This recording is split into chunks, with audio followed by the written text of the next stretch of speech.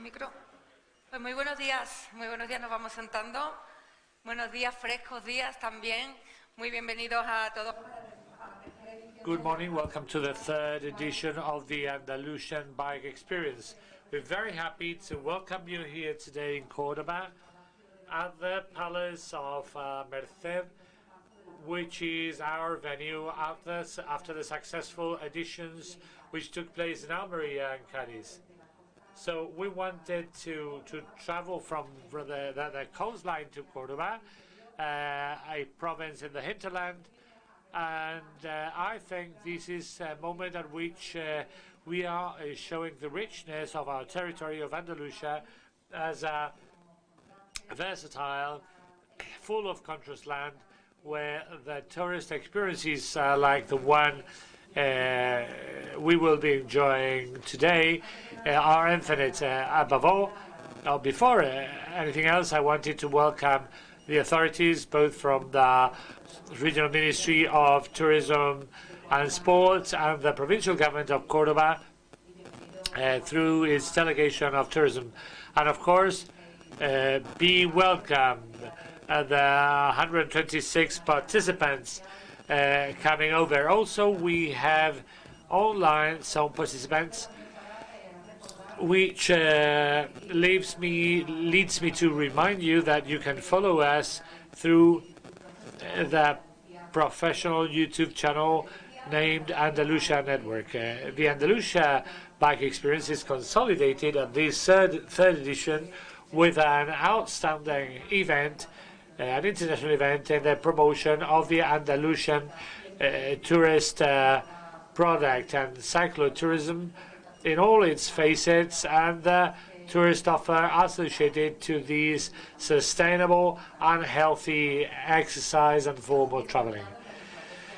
This is what the agenda of the Andalusia on a Bike project stands on, and is what is also shown in the proposals that the strategic agents have developed at the different dynamization panels developed all throughout the Andalusian territory during the last 3 years. This edition is also consistent with the celebration of the 13th Andalusian Experience, Andalusia by Garmin, which highlights sports activities. So welcome to this third edition of the forum. We will be counting on the participation of the provincial representative of the Regional Minister of Sports and Tourism, Mr. Eduardo Lucena. Muy buenos días a todos. Bienvenidos a Córdoba, bienvenidos a... Good morning to everyone. Welcome to Córdoba, welcome to Andalusia. We have the commitment, together with my colleague Immaculada, of working shoulder to shoulder and making this territory available to you, for all of you. I think we were talking about a series of immense natural resources, the ones that Andalusia and Córdoba have, linked to gastronomy and the cultural heritage. And this is a kind of a binomium or trinomium which is perfect, and as an official institution we must remain close to different projects that you're proposing. In Córdoba there are more than 600 kilometers which can link up north and south of the province, from the Trails of Passion in the Subbética mountain range to the Pedroches region, which will be described for us, and also the Mozarab trail. We want this type of tourism to prosper here in our province, with our gastronomy, our people, our traditions, that tourism which is generating sustainability. And you are part of that sustainable tourism. That tourism we have to promote. Every time we speak about fora, we're talking about dialogue and we must remain attentive, and we have to prepare homework for our future work. I think that Córdoba, on my side, we will have no problem in listening to you.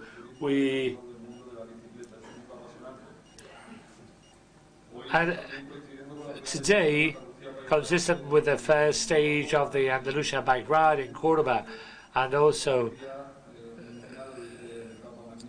after enjoying the final stage of one of the days in Nájar, I think we are bound to enjoy a very interesting activity, and we of course want you to tell us which are your needs.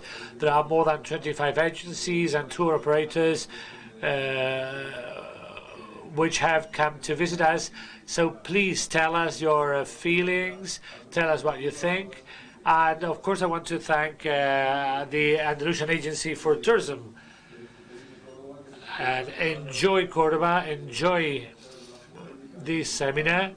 You will be getting to know the Subbética on a bike, so enjoy. I will be listening to the seminar, and of course I will be available for you to answer any questions you might have. Thank you, delegate.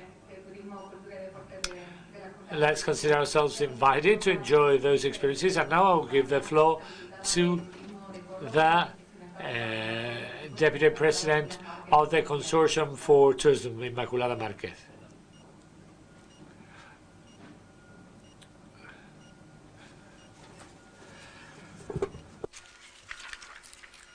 Muy buenos días a todos y a todas. En primer lugar, quiero... Good morning to everyone. First, I would like to welcome welcome Eduardo Lucena to the House of Cordobans, and of course your house as well. From the time the provincial delegation of tourism told us that they wanted this event to take place here, we had just to say yes, not as the place where this edition will be hosted, but also considering what is waiting for us during the next few days. You will be able not only to enjoy this city and province, but also we will be promoting this product, cyclotourism and cycling in all its facets. This forum, where you will be enjoying knowledge on the last technologies and last trends in this sector, you're going to enjoy one of the best experiences on a bike that you can come across in Andalusia. We want this side of tourism to become more and more significant, and Córdoba as a destination, tourist destination for biking in the hinterland, with those destinations so special, so particular. With all that offer, we want to welcome more and more professionals. So I just wish you to enjoy the day, to collect as many interesting and fruitful ideas as possible, because we want these to render fruit not just for professionals, but also for the official institutions in charge of the promotion of this sector. You will also be enjoying, of course, the area of the Guadiato River, the Guadalajara River, the green trail of Maquinilla. There are many trails you will be able to enjoy. So I would like just to ask you to be ambassadors of the destinations that you're going to get to know here in Córdoba. So you can recommend this destination, because Córdoba is a province which offers many possibilities. So welcome to Córdoba and its province.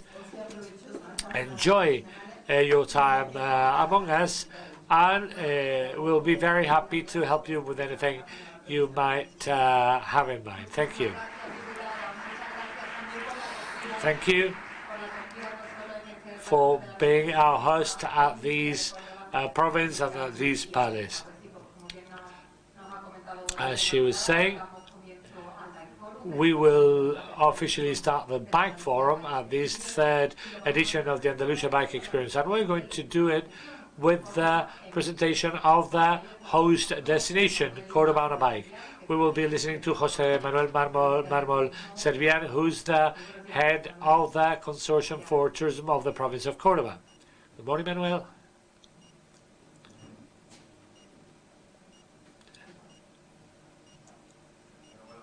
Good morning to everyone. Inmaculada, I'm just making Inmaculada's words mine. Welcome. We want to thank the staff of the Provincial Consortium of Tourism for their effort. So this event was made possible, and I would like, of course, to welcome professional visitors from other countries who are with us during this morning. We would like to show you all the riches and beauties of the province of Córdoba. Some of you enjoyed a short tour of the city, but I would like to anyway to give you a series of orientations in terms of what the province stands for.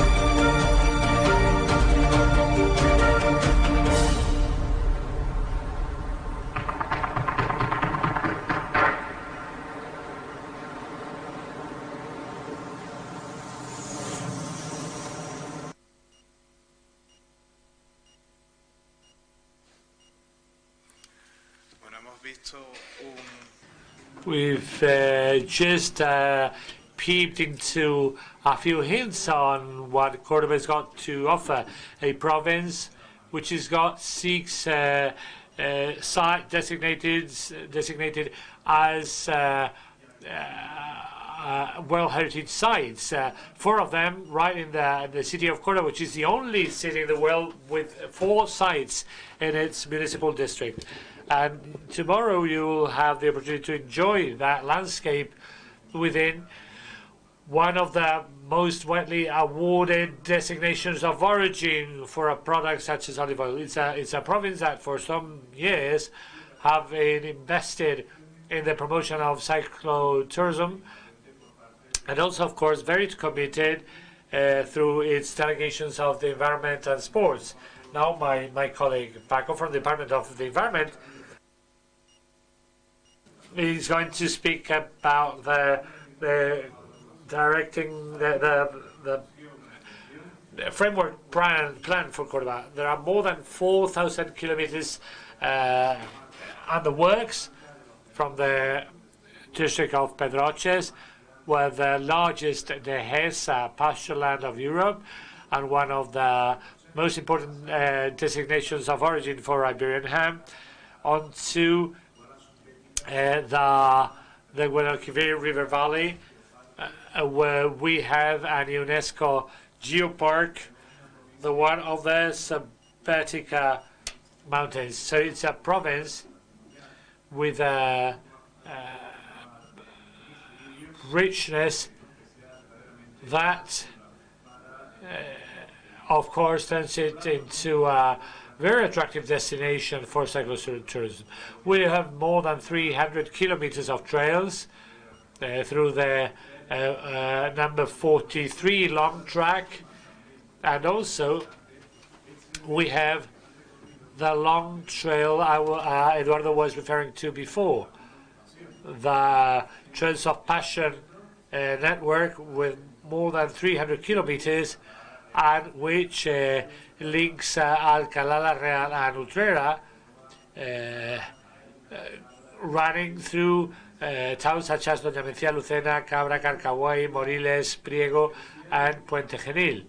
But if there's any significant product that can be offered for cyclotourism in Córdoba, is the green trails, and the consortiums of municipalities have been invested and believing in this project, and they want to make a territorial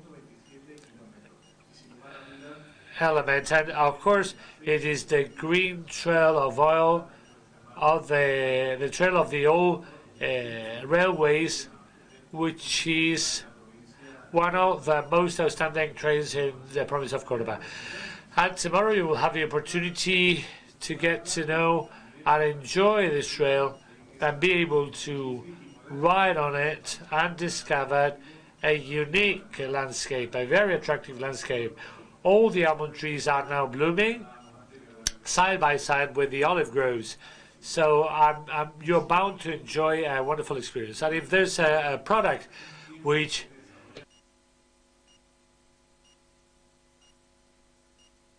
for such a long time has been developed, is the Mozarab Trail. It is one of the branches of St. Jacques Trail, crossing the province, north to south, and the provincial government of Córdoba is doing an important job to,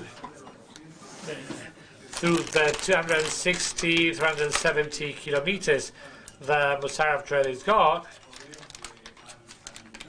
is going to mark and recover and make available for tourism a series of stages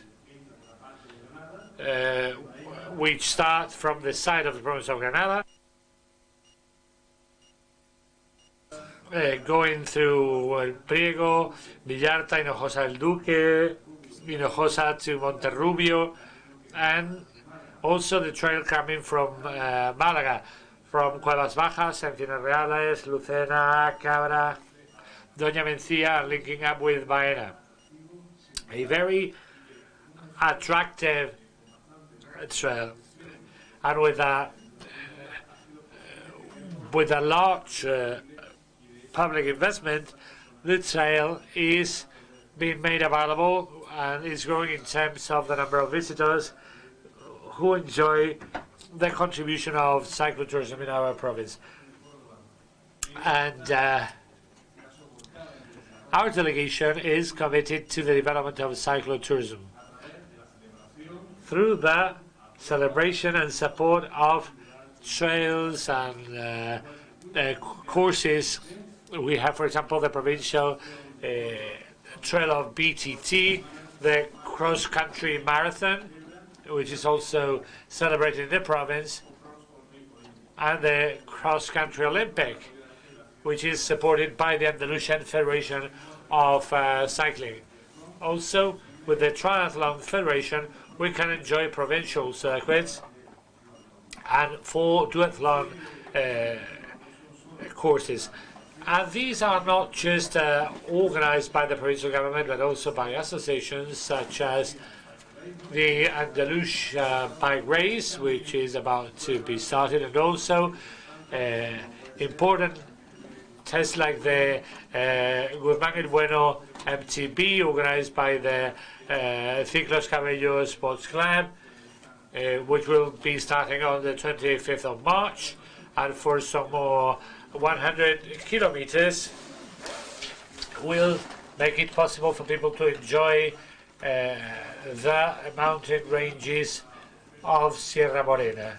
So in sum, we're talking about a very wide offer and a complete, quite a complete product has been offered, so you can enjoy cyclotourism in an area which counts on a series of facilities which involves the supporting of hotels and accommodation places with the support of the cyclotourism hub of the Subbética Hills.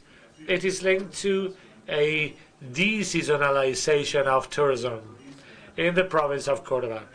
And also, of course, during the next few years, and that's why Paco is going to be speaking to us, through the next generation funds, through tourism sustainability, the province of Córdoba is going to make a big leap in terms of the offer and the commitment with cyclotourism. The provincial government of Córdoba has, of course, taken into account at all developmental projects the presence, the highlighting of bike trails. In the area of Los Villares, a great hub for cyclotourism will be prepared. And all those plans mean an investment in development. And for people who still don't know it, the Spanish government has also started a call for the acquisition of grants with some 4.7 million euros for the development of local products oriented to bike tourism. It's also an opportunity. There are projects which are financed up to a maximum of 500,000 euros, and the call is right now open. So I would like to welcome the municipalities to make proposals which will mean a development of the tourist offer of Córdoba. And that will be all on my side. I'm now going to give the floor to my colleague Paco Sánchez Polaina so he can explain to us the work developed by the Department of the Environment with a strong commitment, because they are developing a project so in all districts in Córdoba there are trails available for bikers to enjoy. It's a very interesting investment, and that's all on my side. I hope you enjoy this seminar, you get to know us, and of course I think it's another call for the different levels of government to take bike riding seriously.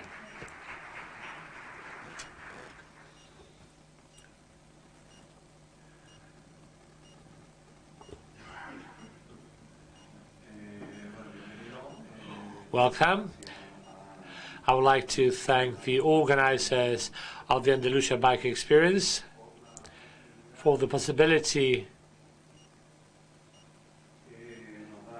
they've given us to the Department of the Department of Tourism of the Provincial Government of Córdoba for explaining these projects. For some time we've been working on the network of green trails of the province of Córdoba. And this network was started in 2022 after a comprehensive study was made on the light, soft network of infrastructure of movement of the province of Córdoba. So we wanted to do a directing plan on this network of green trails. And first, the objectives of that study were the ones you may see on the screen. First, to get to know the offer of those green itineraries, those trails which are relatively scattered around the province. And second, to optimize both the ones existing right now and studying the possibility of promoting some new ones, which would be among the objectives of associations, federations, or civil society. This is third objective. And for the work which can be developed in the environment of the province of Córdoba, and it would be the promotion of the quality of life of the people who live close to this itinerary. And last, but as important as the rest, is something which was fundamental, that looking or seeking a better coordination among federations, associations, among institutions, promoting and heading these infrastructures or itineraries. At that study, two typologies of itineraries were defined, a series of trails we referred to as the core trails and the secondary trails, which would be the characteristics of these these core trails. These courses have the capacity of covering as a network the whole of the territory. They are longer courses, longer trails, and most of them count on links with neighboring provinces, be it Seville, Jaén, Málaga, Ciudad Real, or Badajoz. And also, they enjoy a certain singularity, distinguishing them from the rest. They enjoy a more intense promotion in the case of the green trails because they are supported by a program supported by the Ministry of Sports and Education, or the Foundation for Spanish Railways, or for example the case of the Spanish Federation of Mountaineering, and the fact that it's supported at the European level. And also because these itineraries, these courses are more accessible than the rest, and also go through the most interesting or attractive destinations for users. And which would be the characteristics defining what we refer to as complementary itineraries? Well, first, such itineraries, these courses, create a very dense mesh of trails all throughout the territory, but also they are more focused on their local communities than the rest. And there's a third level, which of course is as relevant. A third element is that they have a certain economic influence in some places. This would be the case of, for example, of the REMPA network of trails, which are framed into the network of natural spaces of Andalusia. So the fact that they are in such places already makes them interesting both for the population and visitors. Those that you see over there, this would be the ones basically that you see. I'm going to go very fast over it in the map. The main itineraries that we have defined in the Córdoba province, the Mozárabe Camino of Santiago, the trails, all of those trails of Santiago, all of them can be, you can walk or you can go on a bicycle. The nature pathways, the nature trails, the passion trails, the cyclist trails defined in the sustainable mobility plan of Andalusia, sooner or later it will be integrated. And then lastly, a project which is being developed by the provincial government of Ciudad Real, and we would like to study the possibility to include also the trails of Azogue in that network. That map, well, you cannot see it really well, as I can see, that map with all the pathways and trails. Here in the purple color, these are the routes that we have defined as historical ethnographic routes. This would be the Mozárabe route, and here you can see the sections in Malaga and Jaén.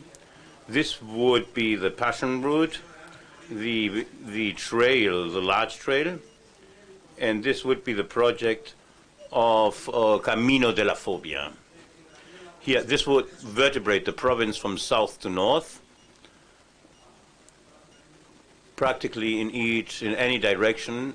The trails are being homologated by the Trail Association of Andalusia, which these are the GAR 48. Starts in Ciudad Real. It goes into the Córdoba direction. These are the hiking associations. GR 38. This is the Sierra Moreno pathway. The 33, the Correl de la Campiña, and GR 7, which is the large European E4, which comes all the way from Athens to Tarifa, and it goes through the south of the province. Exactly the same.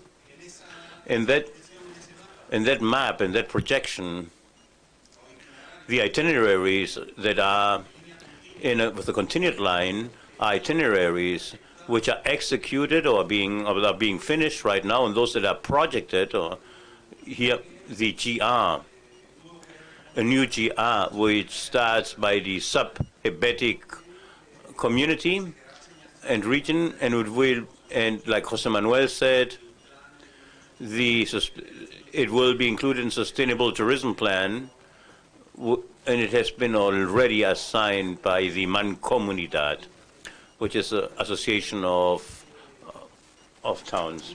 Here you can see some of them have connections. They use the same. They use the same routes. Here you have the Passion route, the Mozárabe route, the green, La Verde, this is the green path, or El Camino Verde. It links to the civilian path, which is called Campiña Sevillana. And here, La Verde, the green one, is in Pedroche. Our objective here, the provincial government of Córdoba, it's included in the plan of the regional government and of the provincial government to connect the green line, to connect it to Badajoz and to Los Pedroches. Besides that, here there are two projects which are in an initial phase. One would be the possibility to start the nature path of Guadalquivir, El Camino Natural in Spanish. It's a project which was already planned a long time ago. The water utilities companies and the provincial government of Córdoba were involved. Now we have we are working on the project for this path. The idea would be within the Camino Naturales, the program, we have the one of the Tajo, the Guadiana River, the Duero River, and to be able to have the Guadalquivir from Cazorla all the way up to Sanlúcar. The constructive project of the trench has already been presented. We want to it's in Córdoba. If we want to present it to the central government, to the ministry, and there's another project which is even more in an initial phase. Well, we call it Camino Natural del Genil, Nature Path of Genil. We don't know the name that it will have in reality. There are 4 provincial governments involved, the one of Granada, Málaga, Córdoba, and Seville. And what we would do here right now is to do something similar within the Genil. Like I said, here in this project, we have the federation, the cycling federation of Andalusia participating, but right now we do not know how are we going to get financing. But the 4 provincial government, they have already the section, and they have it already defined, and the pathway defined. Regarding the complementary one, in this case, you might not see it excessively well. Here, I will simply mention, in this itineraries we have included the puertas and corredores verdes, the green corridors included, which for some years have already started, and the same tracks or trails, the routes of the programs, Paisajes con Historia, Landscapes with History, which is, we have there 46 routes, the local tracks of the Andalusian Mountain and Hiking Association of Andalusia, and also the river, also the river tracks, and different municipal itineraries that will have to be ready. Basically, I would like to comment that what we have taken into account in developing this managing plan are main itineraries and additional which have their signs and their posters. Proposals that are on the web have not all been included, and do for different reasons. They are not. They don't have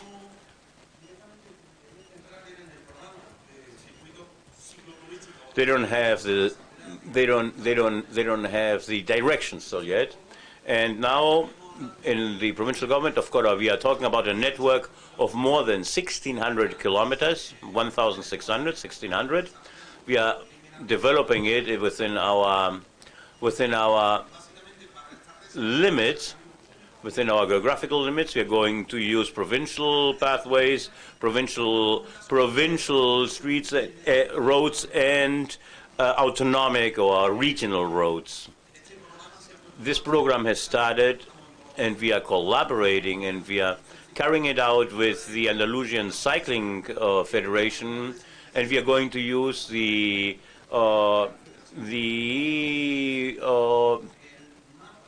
are going to use, and here I will show you the map. We are going to, here these routes are, in what you see in the continued line, the routes which have been already homologated and are accepted by the sabbatical community, as well as a circuit which will be shown by the provincial government in the Profea project in the High Guadalquivir. And we believe in 2-3 months this will have all the signals, and in Guadiator and Los Pedroches and La Vega de la Guadalquivir, there we are finished. We have everything.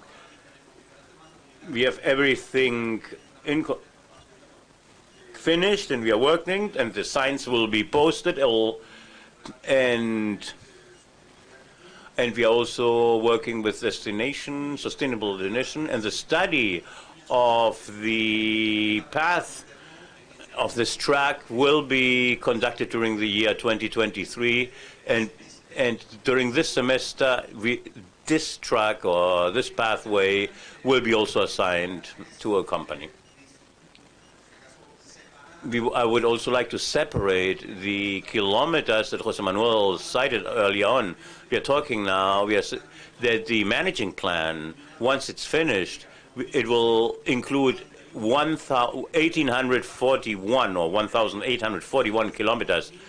1,094 are right now being executed or finished, and the rest is right now in the project phase. And then we also have around another 1,300 kilometers which are finished, and another 1,445 which are projected right now, and we are working on those last ones.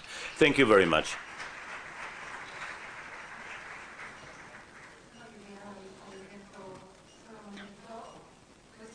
Thank you very much. Yeah, Francisco Sanchez Polaina has been with us, who is an expert, environmental expert, and he works for the provincial government as an environmental expert. And now we will finish with the first part of presentations. I was telling you at the beginning that this third edition of the Andalusia Bike Experience, it had the coincidence to coexist with the Andalusia Bike Race, which is being held for the 30th time. This is the 13th edition of the Andalusia Bike Race. In order to speak about it, we have Aitor Jimenez, who is director of Octagon. While he comes up, simply to inform a little bit, Aitor Jimenez has a degree in journalism by the University Jerome Jul of University, and he specialized in sports journalism. He has been the head of the press of the Coca-Cola, of the football, of the beach football, and also of the Andalusia tennis experience. And since 2013, he's in charge of defining the commercial and logistical strategies of the Andalusia Bike Race. By Garmin, good morning. Aitor, you have the floor, and I will leave the stage so that you are able to start with your presentation. Thank you very much. Good morning. Thank you very much to all of you. Welcome.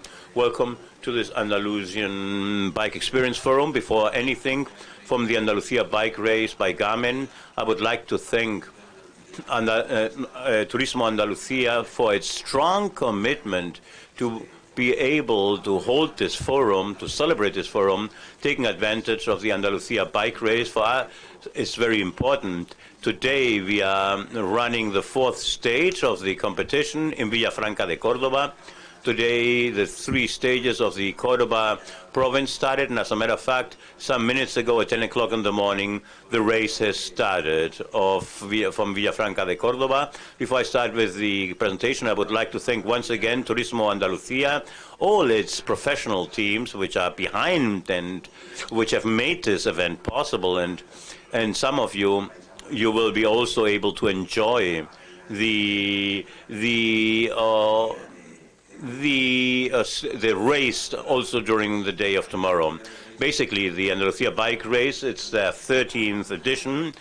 That is started in 2011 as a project in which, but there was a participation of all the administrations, which at the end of the day, that makes this a project even more important. On one hand, the regional government of Andalusia, which wanted to look or search for a project in the provinces of Córdoba and Jaén that could consolidate itself in time and with time, and to offer a product which it's quite difficult to find in other Andalusian provinces, but also in other Spanish provinces, and especially also in other regions of the world. And we decided to create the Andalusia Bike Race. And as I stated, it's already 13th editions. Almost 80 stages have been already have already finished. These are different stages. The race is of 6-day duration. These are 3 stages in Jaén, 3 in Córdoba. Right now, this year, we already finished the 3 Jaén stages, and right now, the races in the last 3 stages in Córdoba. In other words, I'm going to provide you some additional information. In our company, we are already working for more than 30 years in the organization of sports events, from the management, establishing of sports events in different sports locations, in the Briefing Center in Madrid to start. And this has also has allowed us to find synergies with other public administrations. From on a mountain bike level, the Andalusia mountain bike race was the first experience of our company on cycling, experience with bicycles. This was the starting point of Octagon on bicycling events. It helped us to acquire experience and to acquire certain knowledge and to be able to replicate a success model in other Spanish provinces. Without going any further, thanks to the creation of Andalusia Bike Race, we generated other projects which other autonomous communities decided to replicate this experience in Catalonia, in La Rioja, in Asturias, which are different regions. And the success model at the end of the day, in which you are able to get and to unite different participants from Spain and other parts of the world, that they come for 3, 4, 5, 6 or more days to hold an event. That makes it possible that it's not only a success model from a sports point of view, but also from an economic point of view. Because at the end of the day, during 6 or 7 days, plus more than 600 races, plus more than 2,000 people that accompany them, organizations, structures, teams, etc., volunteers, etc. This makes it possible that all the economic impact that the event can have, it multiplies the benefits and profits out of this project. Mountain bike, we are not only talking about an event for mountain bikes. We are not only talking about mountain bike. We are talking about to come here to Córdoba to enjoy the city, to enjoy the gastronomy, to enjoy the magnificent hotel accommodations that you can find in the city of Córdoba, and also to sum up, at the end of the day, if you only sell bicycles or cycling, we believe the success would be reduced. However, at the end of the day, when you organize a sports event, the important thing is also to try to add more and more ingredients, to add value to it, so that all of those that come and to compete in addition, so that they leave the race and the experience with a happy face, with a smile. And I will show you a video of last year's edition, but if you have been able, the social networks, and if you have seen the first three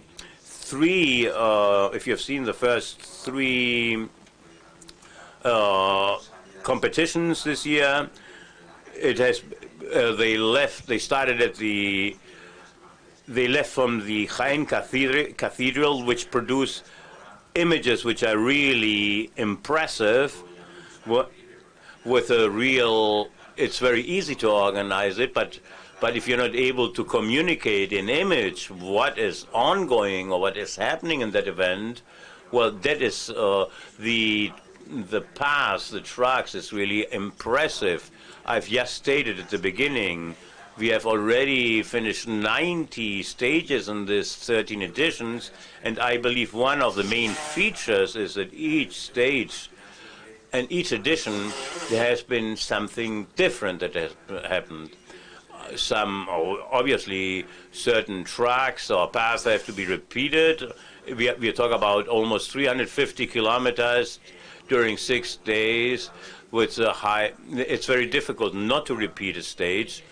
However, but we always try, and so that the participant always enjoys it, is that to find a new stage, that they find a new track, a new path. And this, without any doubt, is part of the success, and a shared experience. Why? A shared experience is not only that cyclist which comes to have that he only comes by himself to compete and to get and to be high, to end up high in the rankings. No, no, no. We are talking about that at the end of the day, that person is going to come with somebody accompanying him, with a family member, with a team of people which are going to make his life easier during the competition.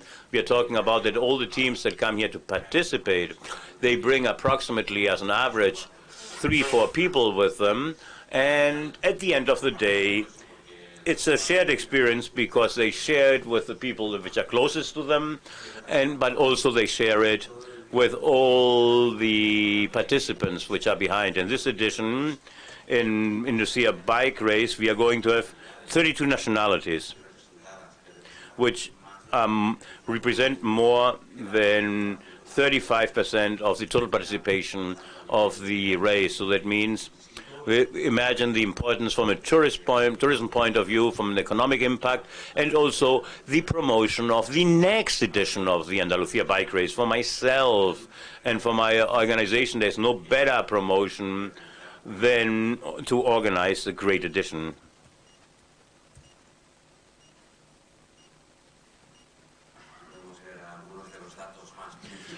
Here you can see one of the most important data of this year. Here we have 6 stages.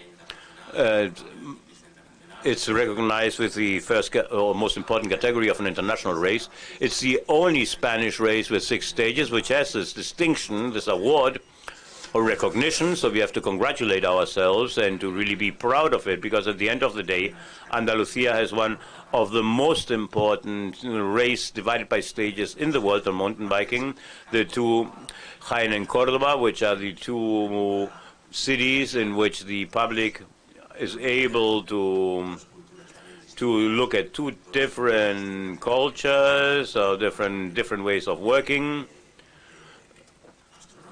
Also 2 different gastronomies. And this year, as a novelty, we had also the introduction of 2 intermediate stages, such Torre del Campo in Jaén, which was the first one, in Villafranca de Córdoba, which is the one which is being raced today.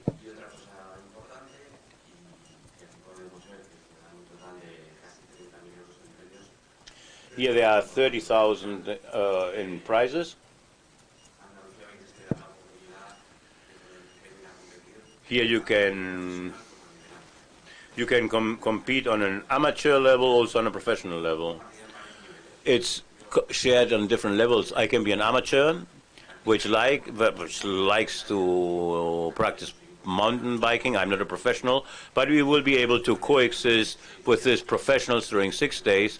They get a money award. At the end, they are in a circuit, an annual circuit, in which they are ranked. Here we have the 20 best couples of the world ranking of the UCI. And this shared experience is not only, it's also because you can share it with your family members and your loved ones, but you can feel also like a great professional practitioner. Here you have the figures of the 2022 race edition. In 2023, we have reached already almost 750 participants. We have increased in 300 the participants in this edition. So we have added new categories, so not all that more people are able to compete. Without going any further, last Saturday we also had a competition in Córdoba, the 4th edition of the Andalusia e-bike ride. 40 people were able to enjoy this path or this track with electrical bike, which is so much in fashion. So we try to include new categories. The editions, almost 17,000 overnight stays. You can see also the quantity of deployment which are devoted to this event, the organizational vehicles, the figures and the visitors that we have on the social networks, the followers that we have in network, Twitter, Instagram, Facebook. What we try is to adapt to the new technologies, so that we are able, so that our participants are able to enjoy it, and all of us that follow us in the whole world, and that they are able to enjoy the best pictures and images of the race. So I would encourage you, if you haven't been in our social networks, please come in, go into our different Instagrams, Facebook, Twitter, etc. And now, in order to finish, I will show you the promotional video of this year.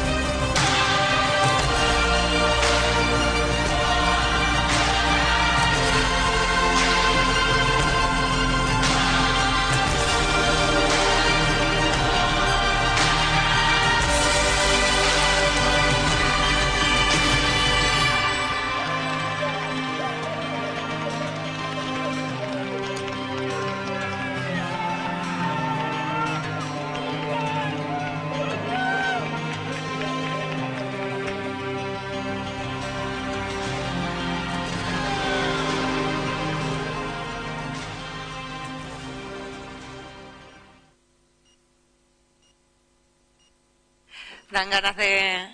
It's just wonderful. It gives you the will to get out on your bike and ride. We're going now to head for our break, but just before that, we'd like to give the floor. We would like to give the floor to the audience in case you have any comments.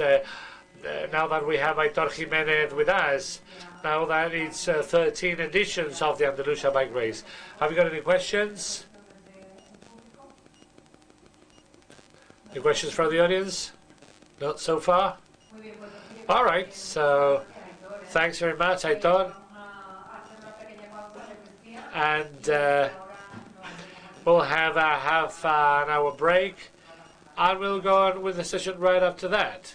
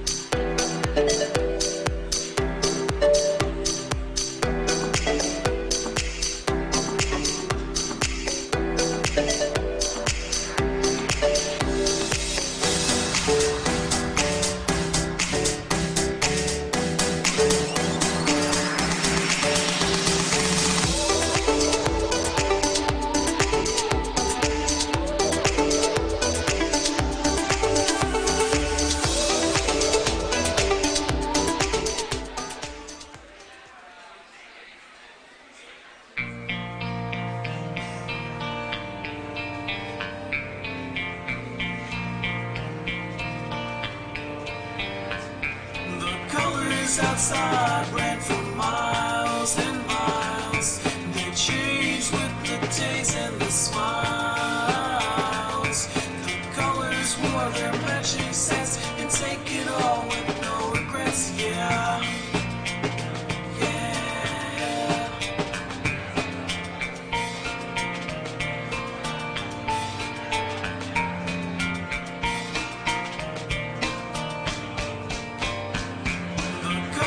Outside ran for miles and miles. They changed with the days and the smiles. The colors wore their matching sets and take it all with no regrets, yeah. Yeah. The colors outside ran for miles and miles and miles. Oh yeah. The colors outside ran for miles and miles and miles. Oh yeah. The colors outside ran for miles and miles and miles. Oh yeah.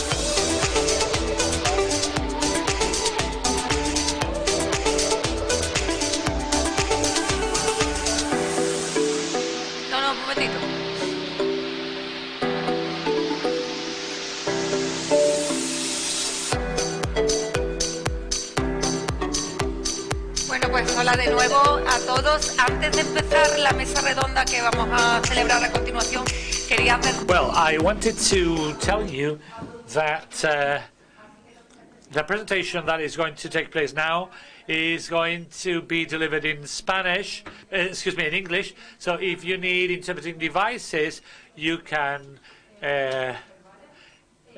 find them outside the room. So once I've said these, I'll give now the way to the international panel session. It is entitled The Acknowledgement of Demand. So I would like to welcome, of course, all the participants now.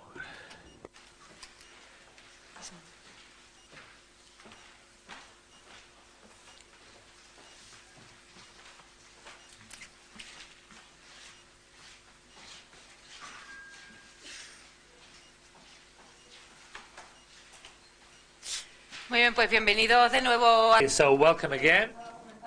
As you now have got the device, I'm going to moderate the panel session in Spanish, but you can follow it in English, and of course you can answer in English, as the audience will be receiving the interpretation of your words, so we can all enjoy a fluent communication. Above all, I would like to welcome you to Córdoba in a especially cold day for Andalusian standards. You're all coming from northern countries. Maybe you are used to these temperatures, and of course enjoying the sun is wonderful later on in the day. As I was saying, at this third edition of the Andalusia Bike Experience, we wanted to know your feelings, your impression, how you see the province and the region here in Córdoba. We had the opportunity before of listening to staff of the provincial government of Córdoba, people who know the terrain, who know the geography, but also, of course, it would be very valuable for us to know how do you see the territory and how you develop your current activities here on the territory. Of course, we value very much your contribution to our economy and visibility and image. I'm not going to take long, but I do want to introduce you to the audience.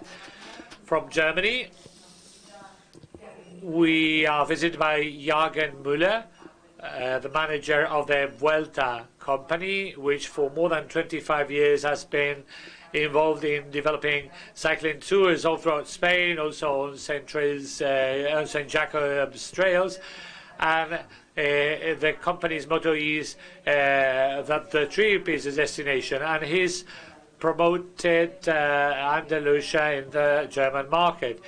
All throughout his experience, he's managed to get acquainted with not just the local trails, but also he knows the conditions of this environment, of the Andalusian environment. And the trips organized by Vuelta takes very much into account natural landscapes, and they are vocated towards showing their clients the least known areas and trips. Also, we have Gilbert van Vrijdenhoven, and I'm sorry if I did not take your name right. He's the manager of Wagel Bike Center. It was a center developed by Mr. Baguette, the son of Roger Baguette.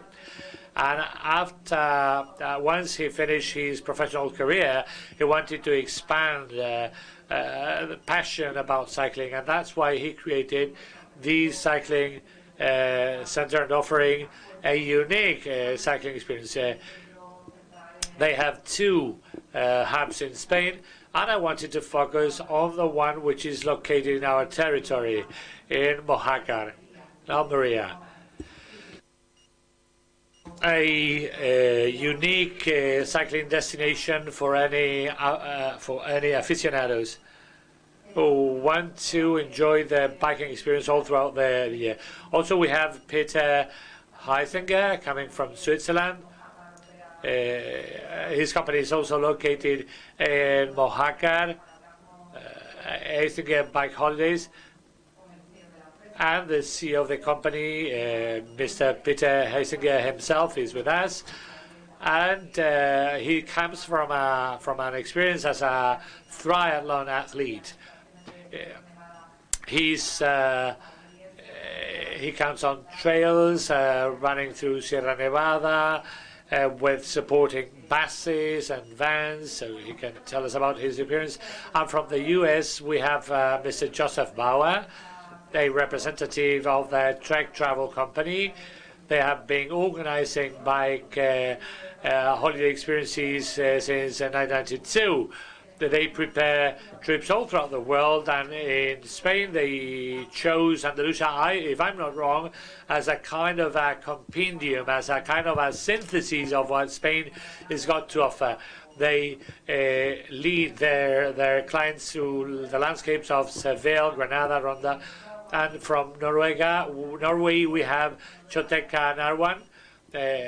He's advisor to the Bike for Peace company, where they join, at which they join the organization of bike trails and bike trips, together with the promotion of peace. They have been active in Armenia, India, the Balkan countries, Ukraine. They're very active in the promotion of non-violence, also with the aim in mind of promoting the elimination of nuclear weapons. They are currently interested in the development of a program on Andalusia, on trails of 30 and 50 kilometers.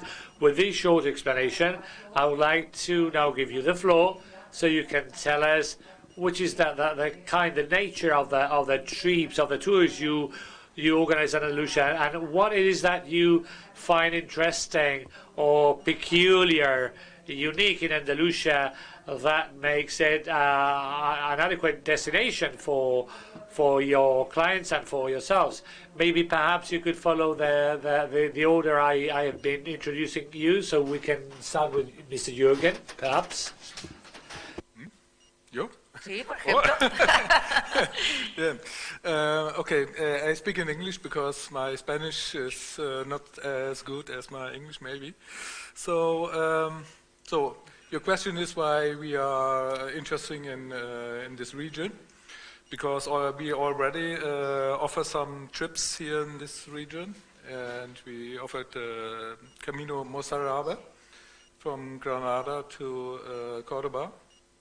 And I know that there are several Vías Verdes, these cycle routes here in this area, and I'm interested if there's evaluation, or if it's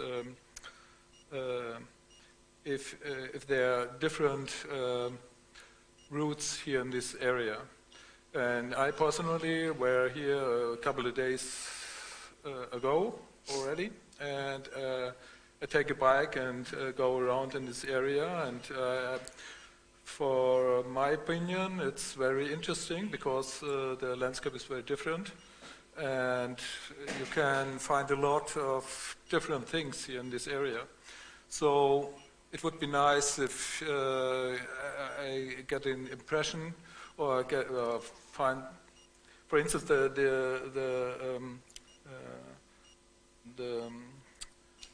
Mr. who presents the routes, the itinerarios, the senderos and cycle routes.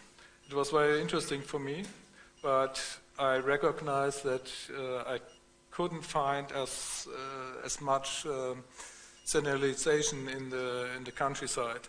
So it would, yeah, for me it's very interesting to look what's happened in this area, and maybe I find something new here in this area to present for our clients. Yeah, that's it. So I know this area, I know Córdoba as well, since a couple of years, but because I'm we offer our trips to German-speaking people, and they don't like to come here in the summer. So it's a classical destination for the spring and autumn. So yeah, maybe we can find something new and find new ways we can offer. Yeah, that's it. Muy bien, muchísimas gracias, Jürgen. Thank you very much, Jürgen. And maybe Gilbert van Veenhoven, I expect to have said these adequately right now. His company operates in a very specific area of Andalusia, in Mojácar, Almería, the coastal areas. When did you decide that it was an ideal destination for Bikexperience? An ex-pro cyclist, and he won some stages in the Tour of Andalusia and Volta Valenciana. He also won a stage in Tour de France. And when he stopped in 2007 with his career, he started organizing cycle events in Belgium. But he said, this is not good because the weather is always bad. I have to go elsewhere.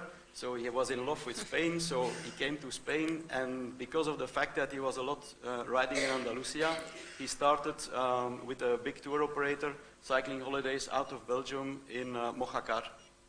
And then the year after, they copied the same concept to Alicante area, to Calpe, and they were running 2 centers. I bumped into Serge as a sports consultant, and but then I gave some recommendations on how to improve his business, and then after some time, Serge got the bad news that he got a cancer, and so I was even more involved in his business. And then a few days before he died, he asked me whether I was prepared to take over his business, and I said no, and he said, oh no, you don't want to continue my business? I said, yes, but we're going to continue this in your name, because I'm nobody in cycling, but you have a name and you have this legacy, so we will continue this legacy. So then in 2019, we became fully independent, and we were about serving 1,000 clients on an annual basis from Belgium that we bring to Calpe and Mojácar. And then in 19, we decided to open a permanent center in Calpe, and we invested heavily in brand new road bikes now recently, because we offer a concept of cycling holidays with road bikes, with high quality rental bikes, so that the people don't have the hassle to transport their own bikes, but they can be assured to have a high quality bike. And this is our concept, and this is working well. We are replicating this now to attract customers from UK, from Denmark. Let's say all countries where in Europe they love cycling and the weather is bad, so they love to come to Spain. Those are our targets. And now what we are doing now is, in terms of offering, we are looking into other places in Spain where we can go. And the next thing we're going to do is a special week now in Granada, Sierra Nevada, which is beginning of June. When we announced this, it was after 1 or 2 weeks was sold out. We had 40 places, and they were sold out in 1 or 2 weeks. So it's possible that from that special week, next year Granada will become a kind of a pop-up, where we will have 3-4 weeks of organization of cycling holidays in a row. And then maybe if it turns out to be really successful, we may make a permanent center like we have in Mojácar and Calpe.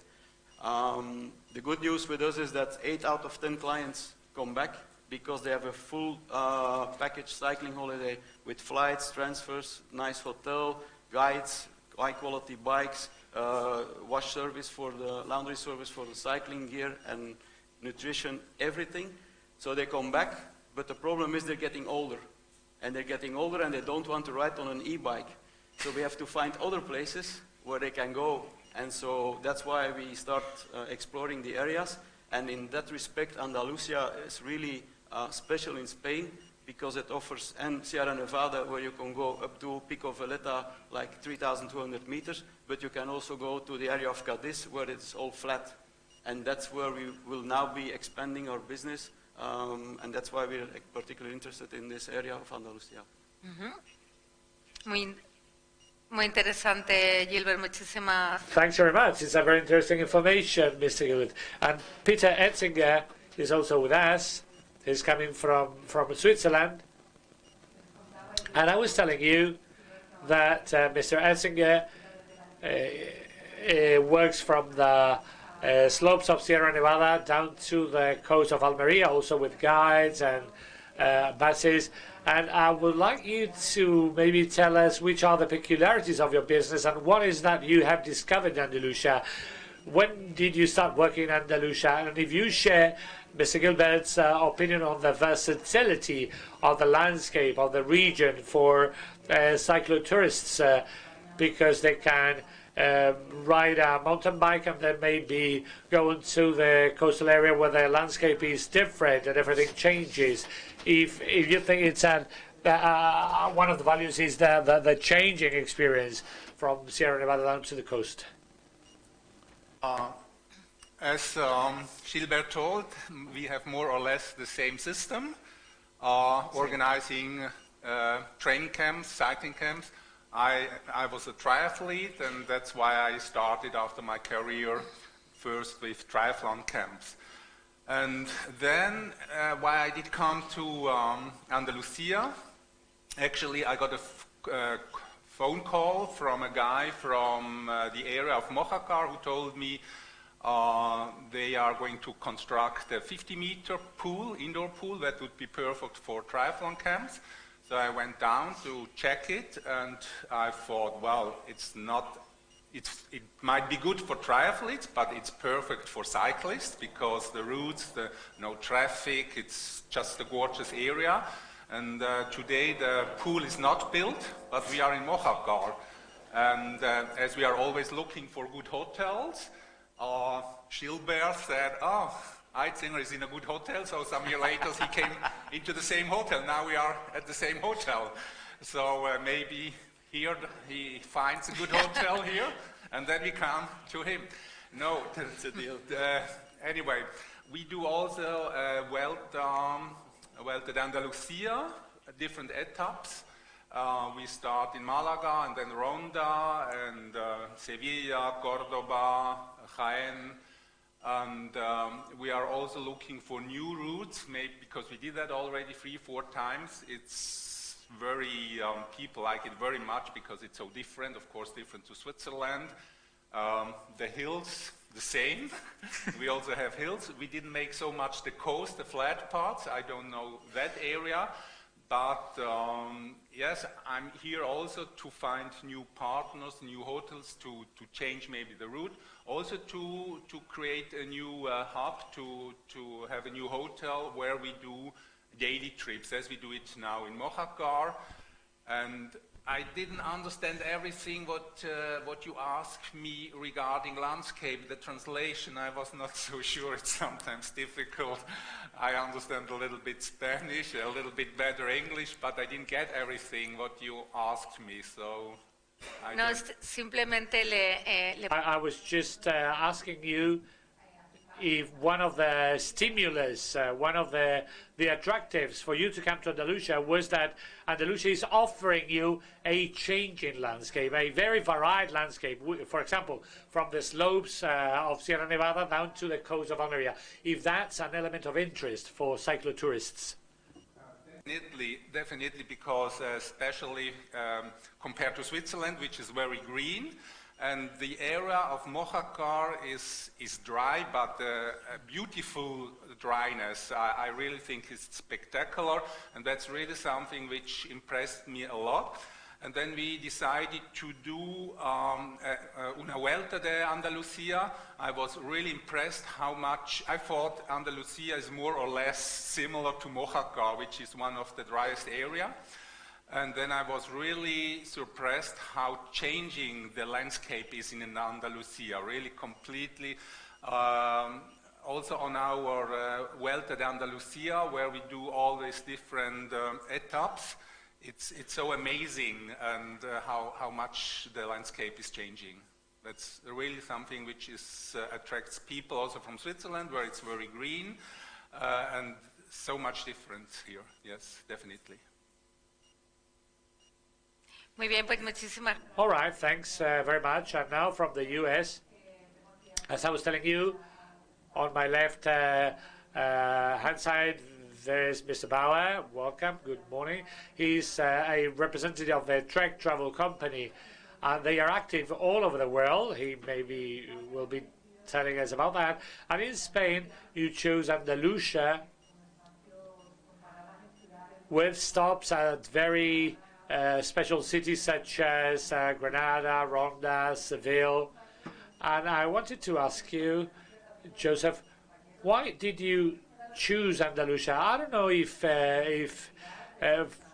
out of my research into your company on how you're active in Andalusia and your activities here, apart from the natural attractions of the region, you also focus on heritage, on history, monuments, and you choose places, as I was saying, which are historic landmarks and artistic landmarks, such as Seville, Córdoba, Granada, or Ronda.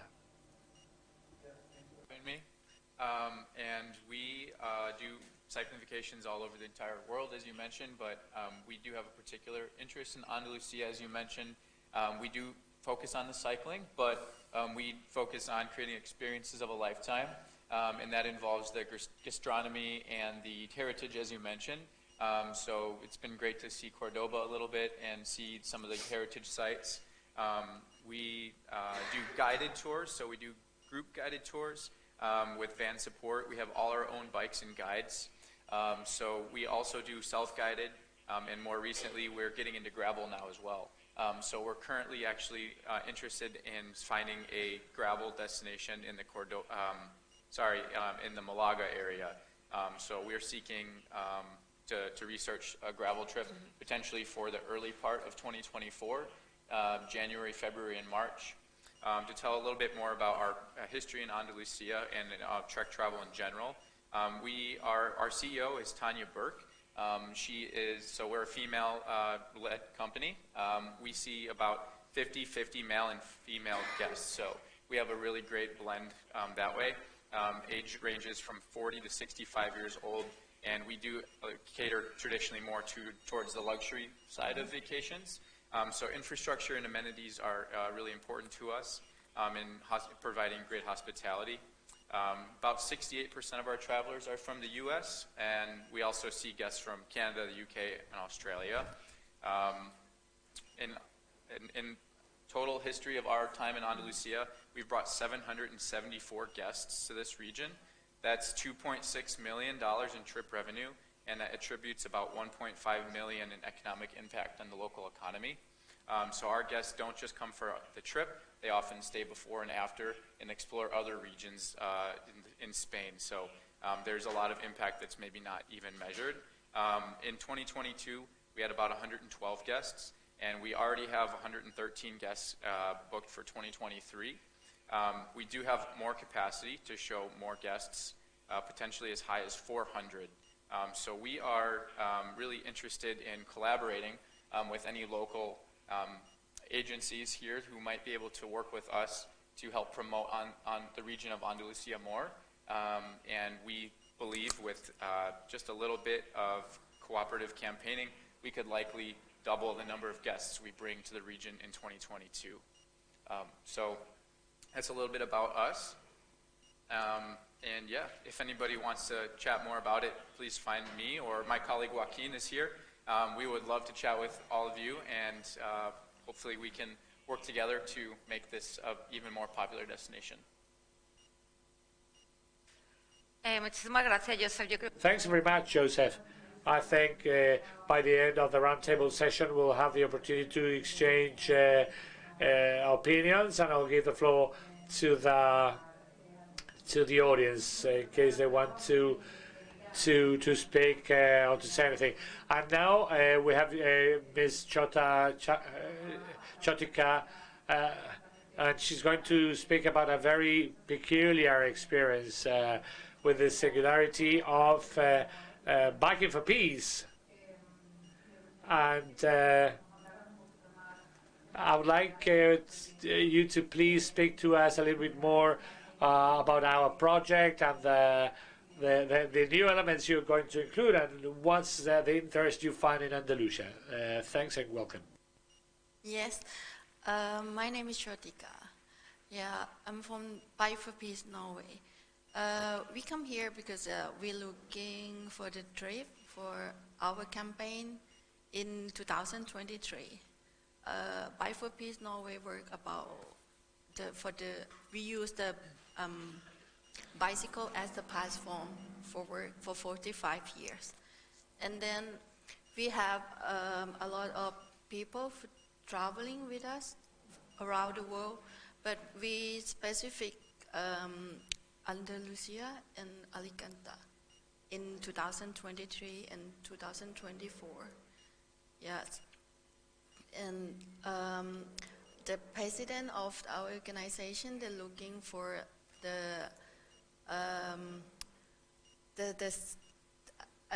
looking to Spain, to the marking for this year, because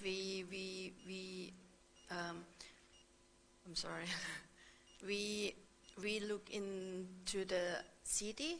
This have so many culture because we not really like 100% for the company, touring company, but we cooperate with some company in Norway, some another country to make our project, because we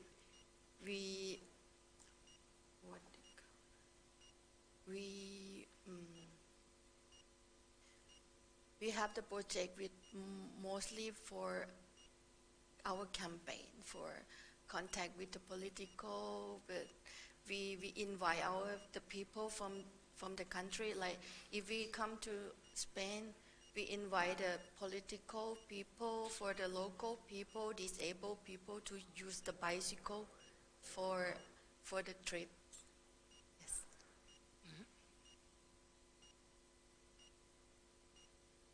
De acuerdo, muchísimas gracias, Chotika. Thanks very much, Chotika. You were saying that for 2024, are you going to come to Andalusia, but permanently, or will it be just a specific visit, or a one-year visit? Because it was not very clear to me. We have planned like project for like sometime is one project for 3 weeks around the area that we specify.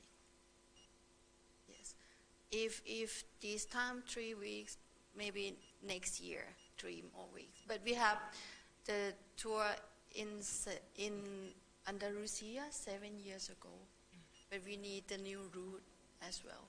We went to Andalusia and Ronda. Yes. Muy bien. Me ha interesado mucho. Right. All of you mentioned how your clients were interested on bike tourism, but not just the bike, but also all that Andalusia has got to offer when you get off the bike. Gastronomy, culture, heritage, for example, the case of Joseph, or what Joseph mentioned. And I would like to know what's the type of feedback you're getting from your clients, and which are the main motivations for them to come, and maybe to come back again. Because it is as important to come for the first time as having the will to come back again. So for them, Andalusia is a regular destination, which is still offering something new, even if they have been here before. In that sense, what is it that your clients are valuing? What is the most valuable of their experience? And now you don't need to follow an order. You can speak as you will. I don't know who of you would like to start. A lot of our clients, they know Spain, because they know Spain by going on holiday in summer and enjoying the beach. That's why they know Spain. But then through the cycling holidays, they discover another aspect of Spain, being the nature, the landscapes, the gastronomy, because you're hungry when you come back and you want some nice food, so you will start enjoying tapas or paella or whatever. And so that's why they discover another facet of this country and the different regions, and they see that there's much more than the beaches. And I think this is a huge contribution to tourism in Spain, because the fact that Spain is known through the beaches, and thanks to, for example, being on bike holidays, they discover other aspects, they come back with the whole family, not specifically for cycling, but maybe to do like a cultural visit or a gastronomic visit or a combination of a couple of factors. So I think the cycling component, if you also see in Spain or Mallorca, it's really important, and to me it's one of the contributors of expanding tourism in Spain here. It should not be underestimated. We have actually two different things. The hub we have in Mojácar, people there are coming mostly for only cycling. Not so much culture, not so much other things, for training, of course we like the gastronomia. For Swiss people, which we don't have a sea, we like to sit on, after cycling, to sit in a restaurant with the view on the sea. That's something we like at the destination in Mojácar. On the other side, we have this Vuelta de Andalucía, and there we do not just cycling every day 100 kilometers, something like that. We also integrate in our program to visit the cultural things, like here in Córdoba, how do you say that in English, the mosque? Or in Alhambra, the Alhambra in Granada. We do things like that on our, when we do vueltas or cycling tours from one destination to the next destination. I think for us, this being a more southern region of Spain, the weather is a big factor as well. We do operate tours in other regions of Spain, like Girona, the area. We have a large headquarters out of there. So I think the sunshine and getting away to an area where they can have a little bit nicer weather is ideal. Even though maybe the locals consider it chilly, it's actually really great weather for cycling. And I do agree, someone else mentioned that there's great diversity in the type of riding here as well. We do have rides for all types of riders, so we've really gotten into electric bikes that ride alongside our road bikes. So we have different styles of e-bikes we're able to offer. They can enable more people to access the routes and ride with their spouses, maybe who's riding at a higher level, so everybody can have an enjoyable trip. So I think looking forward, when we're looking at regions, we're determining, how safely can we get our guests out of the city centers onto the routes. We want to avoid putting them in shuttles and driving them places. We like to really try to get them places on their own power. So I think that when we're evaluating regions, that's a factor for us as well, is the infrastructure within the city and the safety and ease of access for our guests in tours. Yeah. Can I add something to what we saw also is when we develop new offerings is that in Spain, like also we saw in the presentation, there's some very nice initiatives of making new cycling roads for different types of cyclists, mountain bike, gravel, road. But it's always in concepts of bringing you from one point to another point to another point. What we would like to see more is to develop routes around cities. So you have, for example, Granada, Córdoba, Cádiz, Jaén, and that you can offer from one location, from one hotel, you can offer 5 trips, for example, during 1 week, so that you make kind of a flower, to say so, around the city where you're staying, so that people see the different areas around the city.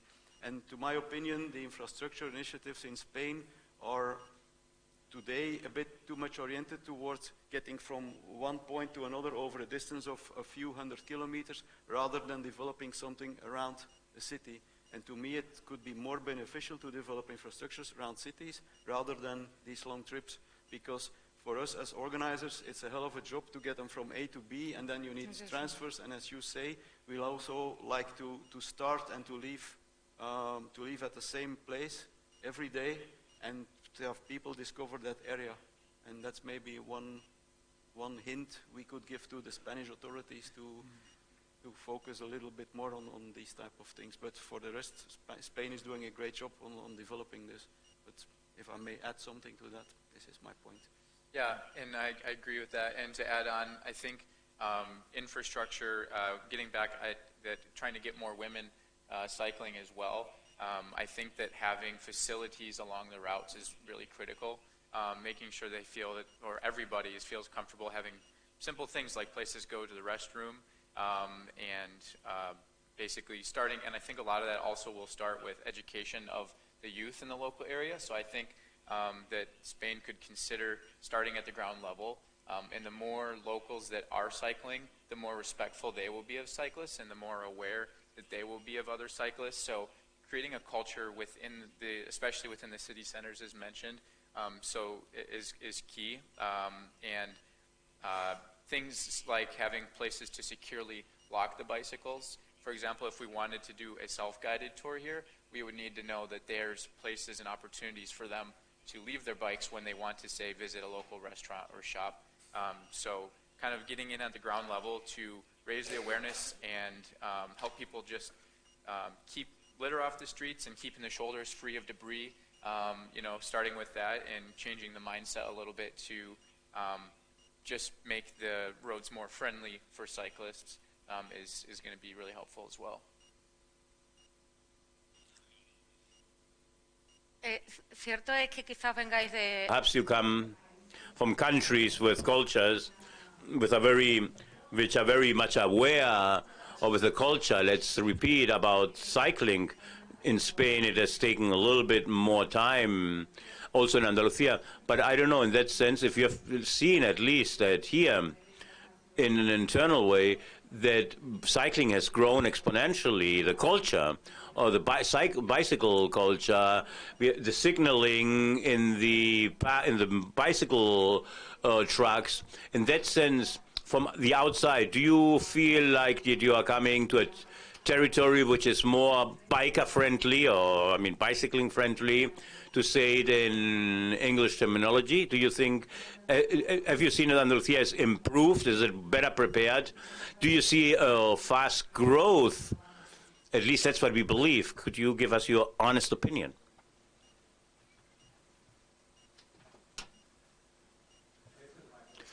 Region personally, so I'm not able to really compare personally to being here and to see that growth here, but I think that I've gotten some feedback just chatting with people who are amongst the crowd today a little bit as well. Some people have been riding some of the greenways in the city center and really love what you did with the Riverwalk. That was really a joy to ride yesterday. I think that doing paths for cyclists on the side of alongside the road is great, but having a continuation of those paths is key so that people don't have to switch sides and go to the other side and cross lanes of traffic would be like one piece of feedback I would give. But I do see really great infrastructure, and I see a lot of good things and a lot of possibility. Well, I think one of the big advantages in Spain is the law of 1.5 meter difference that the cars need to respect if we pass the cyclists. And compared to other countries, especially in Switzerland, that's why people like very much cycling in Spain. For us, I can just compare for Switzerland. I see a huge potential in Andalusia because of the weather, of the climate. I mean, now you can cycling with the sun almost short. In Switzerland, it's not possible. So there would be a big potential. My or our problem, for example, for Mojácar is for the flight connections. The big disadvantage is a long transfer from the airport to the hotel, and that's right now a problem for us to bring more cyclists to let them grow this community here from Swiss market in Andalusia. But in regards to the weather, to the streets, to everything, yes, it would be a big potential, definitely. Bueno, otro asunto que yo creo que nos puede ayudar o nos ha ayudado al menos a desmitificar. Thing that has helped us to demystify the profile of the bicycle tourist. Sometimes there's a prejudice. We always thought about this was a tourist, a backpack tourist. However, you talked about about tourists or elderly tourists or tourists which like to stay in good hotels, which like to eat well, to dine well. Is there, can you give us a single picture of the bicycle tourist, or is the bicycle tourist more diverse, more different than we believe? And Joseph also stated that I believe that it helps to define the profile, tourist profile. The sector is very important for the local economies. So it's a tourist which spends money where he goes. He likes to stay in good places, eat in good places, and to leave profits in the city, benefits in the cities or the places where they go through. From your point of view, what is the typical bicycle tourist which uses your services? What could you, if you could give us a? I do have some information on demographics here. Our guest age ranges from 40 to 65 plus, so definitely a little bit of it, middle age to older crowd. And their average household income for our guests is over $250,000 US. So they very much have a big impact wherever they go. I think if there's one thing that has been taken away from the last few years during the pandemic, especially with this demographic, it's that you never really know how much time you have left to cherish. And so when they do go on our trips, they really are looking for an experience of a lifetime. We cater to only doing trips that we absolutely love ourselves.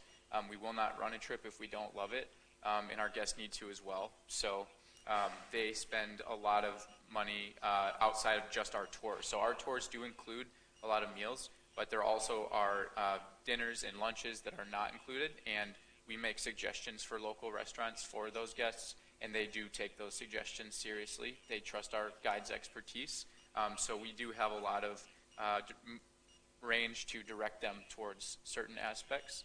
And I do find that with our tours, we have a lot of word of mouth because we do create raving fans.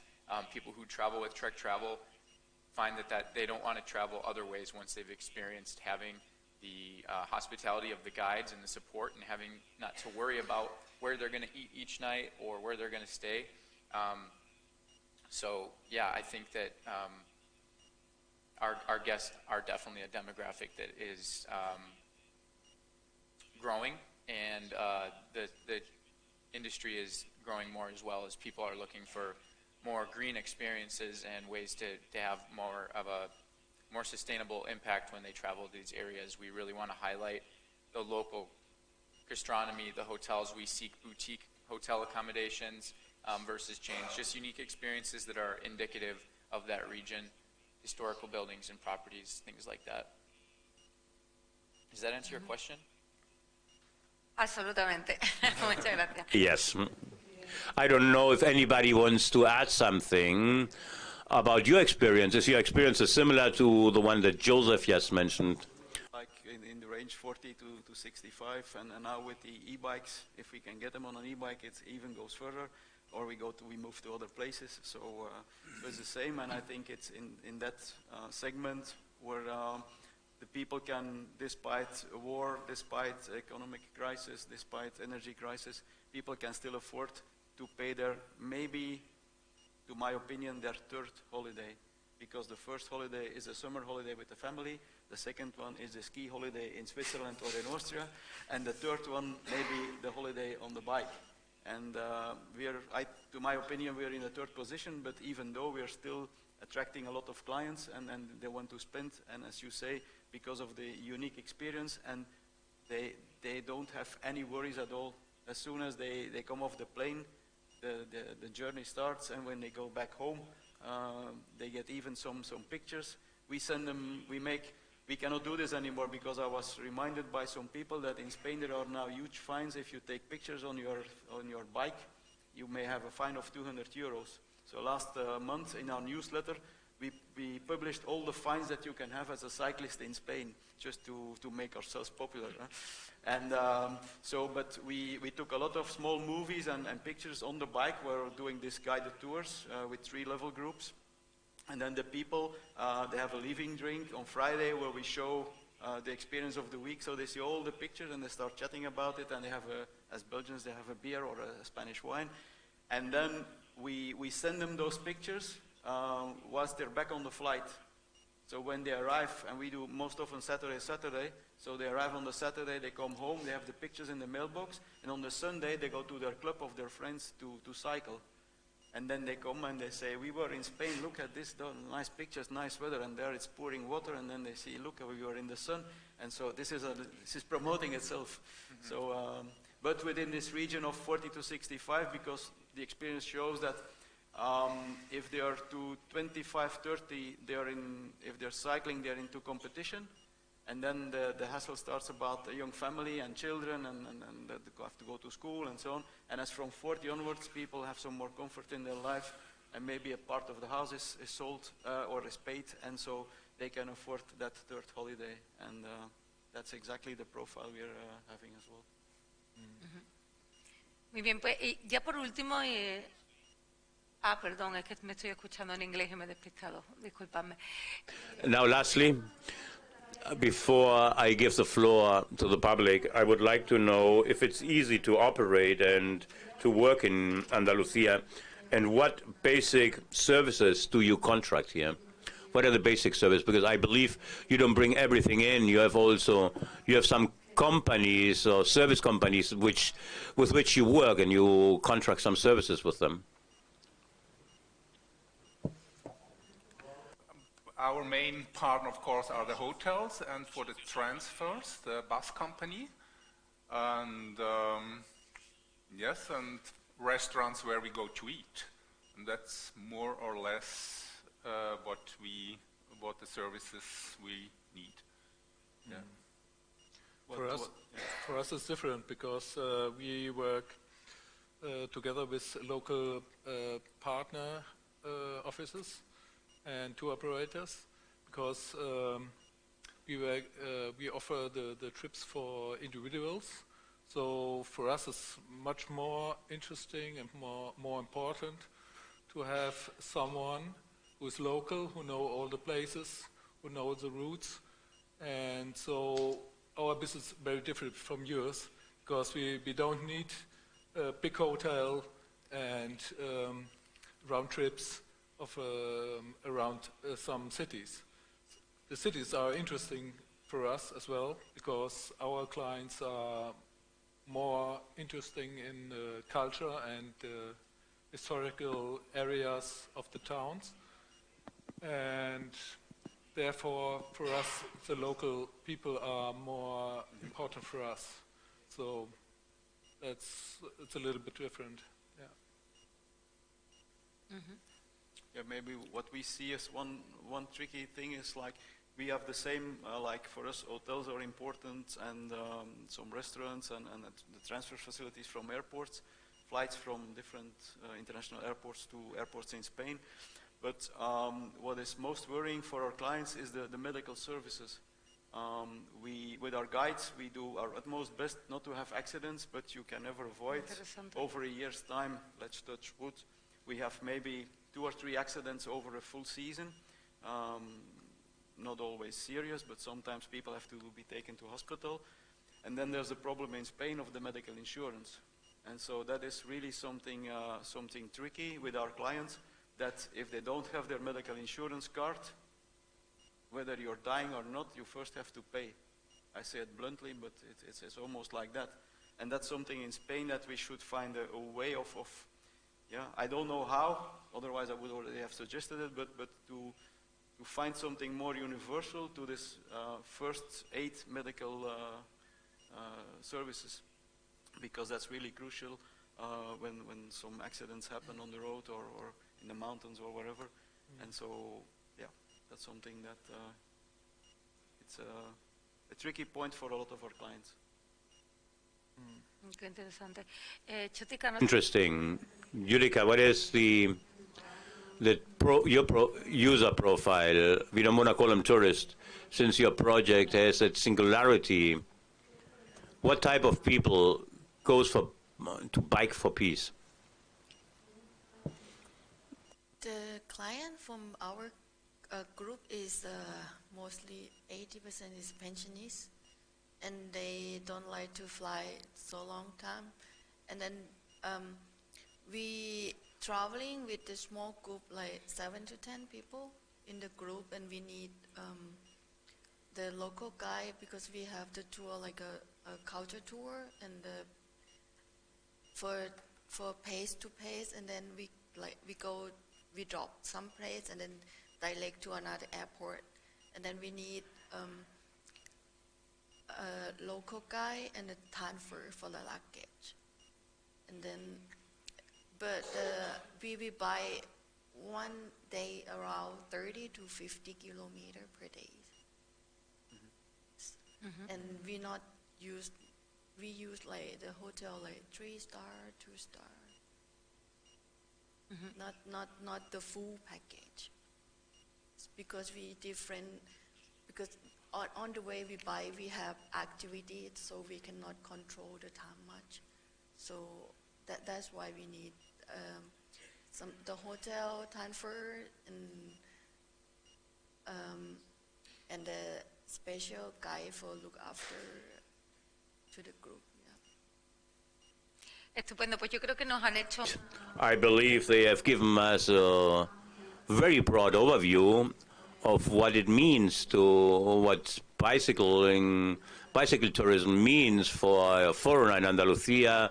What are they searching for? What do they find? What are the advantages and some disadvantages? We are very grateful that you tell us about the disadvantages so that we can improve and to erase those small difficulties so that Andalusia, well, it's already, but that Andalusia consolidates itself as a competitive destination for bicycle tourism. I don't know if there's any question from the audience or somebody who would like to make a comment or address some. Here, please, microphone, okay.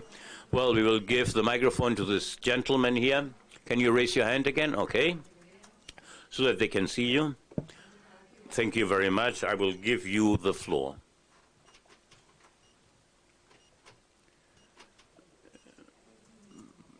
Spanish or English, whatever you want. There's you can formulate the question whatever you feel more comfortable.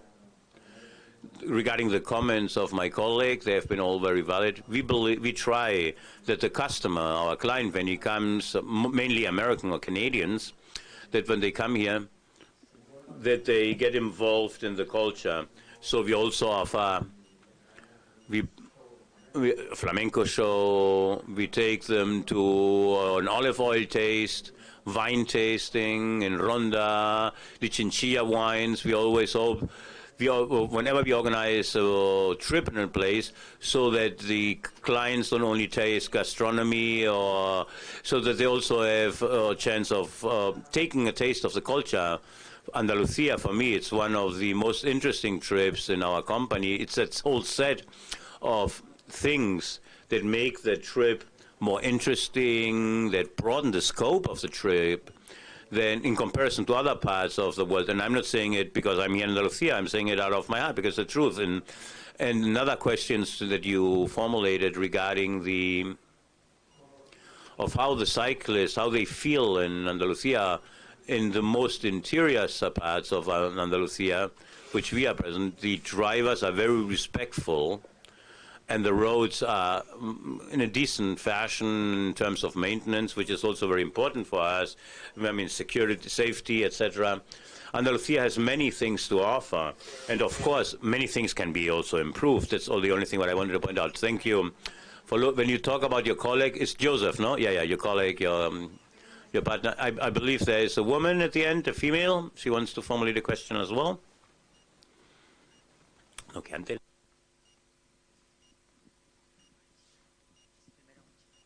Bueno, es el chico de al lado, perdón. Buenas tardes. Good afternoon.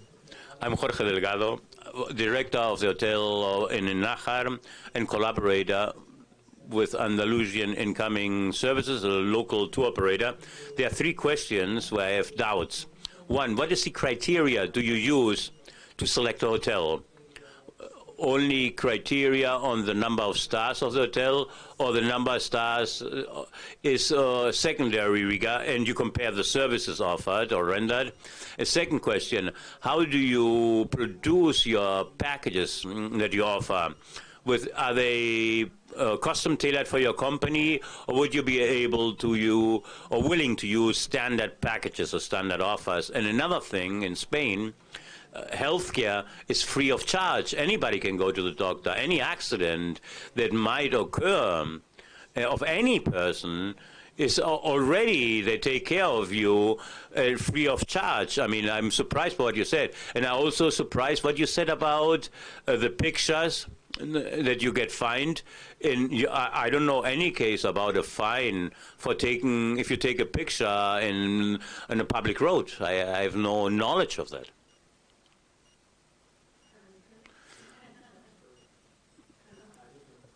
No ha entendido la pregunta porque no. My Spanish is más o menos que no okay, tiene, but no, I didn't understand. I'm very sorry. No tiene traducción. Ay, no tiene traducción. Sí, vamos a darle le voy a dar el mío y rápidamente se lo van a traducir. Sorry. ¿Vas a repetir la pregunta un segundito, vale? Porque... Y si alguien mientras puede ir trayendo uno, se lo puede dejar. Well, can you hear me now? Can you hear me, sir? Hello? 1, 2, 3. Can you hear me? Yes or no? Can you hear me? Okay, the question will be formulated. The first question was, what is the criteria that you use to select a hotel? The criteria is only based on the number of stars that the hotel has, or on the contrary, do you use more other different criteria like experiences and what the hotel offers and the people's experience? Then the second question is about collaborations with the local tour operators. The question is, if the proposals, the products that you sell, are they standard products or are they custom tailored for you? And the last thing is the issue regarding the accidents that you mentioned and also the images, the pictures. I was saying in Spain, healthcare is universal and free of charge in Spain, and any person that has an accident of any type will be treated free of charge by our primary medical services in any Spanish hospital. Obviously, it's different in the private sector. And I will also say, I don't know anything about a fine if you video or you take a picture on the public road. I've no knowledge.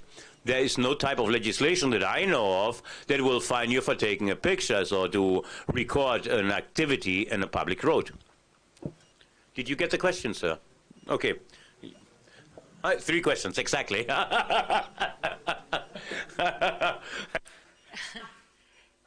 So to the first question, how do we select the hotels is not by the stars, obviously also by the stars because we have a certain type of clients, so it's maybe not, they don't want the 5 stars, they don't want the 2 stars either, but we need decent hotels for them, 3 or 4 stars, most often 4 stars. But that's not the most important. The most important is to offer them a nice experience and to be able to offer them a variety of routes during the full week they're with us. And there we carefully select the region, and we go in the region and we, on the computer, we make cycling tours, and then we do reconnaissance of those tracks on site, so it takes a hell of a time. Because you have 3 levels, so that means for every ride you have in fact 3 rides. So if you offer 6 rides a week, that makes 18 rides, 18 routes. You have to control and to see whether it's okay. So it takes a lot of time to do this. The area needs to be adapted for it because also we have some feeding stations on the road. So 1 or 2 stops where they get extra sports drinks or extra sports nutrition. So you should be able to carefully select them so that on a trip of 70K, you don't have the stop after 20K or after 60K, but it should be around 35 or 40K.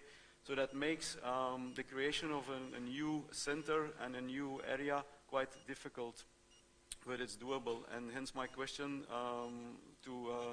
to build more roads around cities that are can be used for this type of. Entonces, and then there was a. On the second question, I forgot in the meantime, but the third question was about the fines. I can share with you where we got this. There's this information that was published, and it's maybe maybe a confusion between using a smartphone or using a camera. But if the police, we had the instance already. If they catch you with a phone while riding, not while you're standing along the road, but while you're riding and you're taking pictures or filming, you have a fine. The same is that sometimes we see Guardia Civil, especially standing at a certain point where there is a stop, yeah, and we are with a bunch of 20 people, and we all tell them, please do stop and put your foot out of your pedal on the ground. If you don't do, 100 euros each. Yeah, that's what we experience. I'm not joking. I'm not inventing this. This is what we experience. And this is kind of a pity for cyclotourism that yeah, like we said about the people that use the roads, because of the fact that there is a lot of signing of the 1.5 meter, they do respect it, and a lot of people. So if you see people that do not respect these rules, these are most often foreign people who ride with Spanish number plates. So on that aspect, I think Spain is fantastic. But like, yeah, with the reglementation of the traffic and the police, they could be a bit more cycling friendly. Oh. Well, yes, maybe. Well, I agree with Gilbert what he says. That's fantastic to ride. But on the other side, I understand that we have to follow the rules, and the rule is that you have to stop at the stop sign. That's just the rule. And I mean, for me, it's not. We tell also the people, you need to stop, otherwise the whole group, that's something special, that the whole group gets a fine. If 19 persons followed correct and one person does it not correct, the whole group has to pay. That's kind of pity, but it's the rule. So it is how it is. I mean, it's not a big deal for us. It's a pity if a whole group has to pay, of course, but it's a small disadvantage compared to all the advantages of this country. Of course. ¿Cuántas preguntas? Tenemos tiempo. Very many questions, but I think we've only got a little time. Carmina, I think there's someone. Sorry, I don't see. Okay, those two questions, those two people with a raised hand, and we will finish the panel session there. Well, good morning. More than a question, is a suggestion I would make for you as a delegate from the municipality of Jaén. And please, I apologize beforehand if I'm asking something out of my lack of knowledge.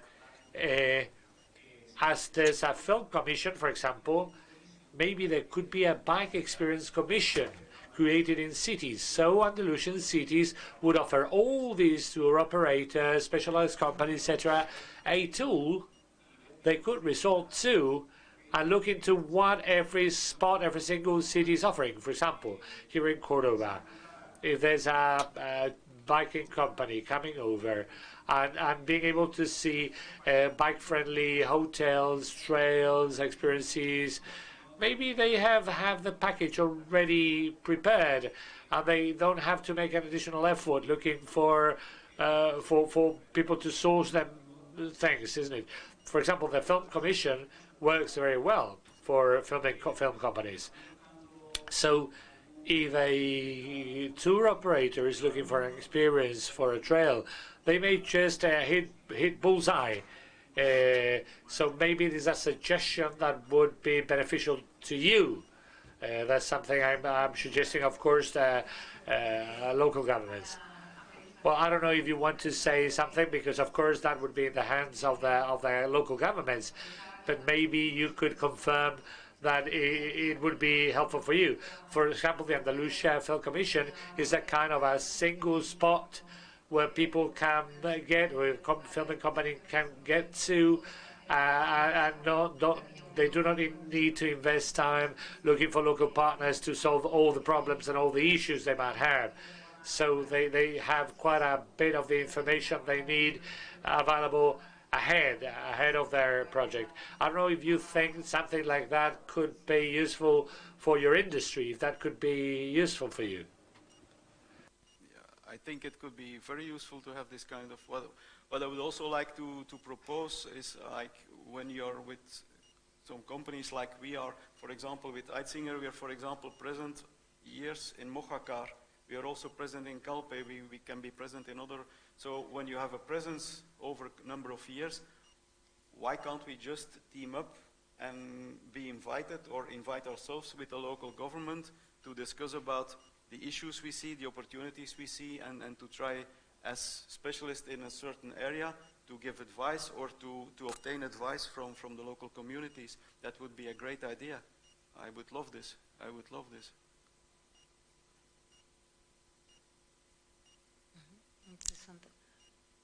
Quite interesting. Let's listen to the last question. Good morning. My question is the following. I think we have spoken a lot about cycle tourism, but not so much about mountain bike. We're more of a company specialized in mountain bike, and we're not aware if there are among you people working on that. For example, we've got a treasure in the Sierra Morena mountain range, which is running from eastern Andalusia down to Portugal, and I think it's not being very much used. And it's there are beautiful trails, and also how do you do follow up of the maintenance of the bikes that people bring over with them? I don't know if when you spoke, because I was not present here, you only referred to cycle tourism or also mountain biking. Maybe you could be more specific in terms of how you work. And of course, in our case, we can show you the mountains. In fact, in my town, I'm coming from Villafranca. There's a timed course right now of the Andalusia bike race, one of the lapses, and our name is Guadalquivir Activo. So if you're into mountain biking and offering that experience, we can be your partner. Thank you. ¿Quiere responder?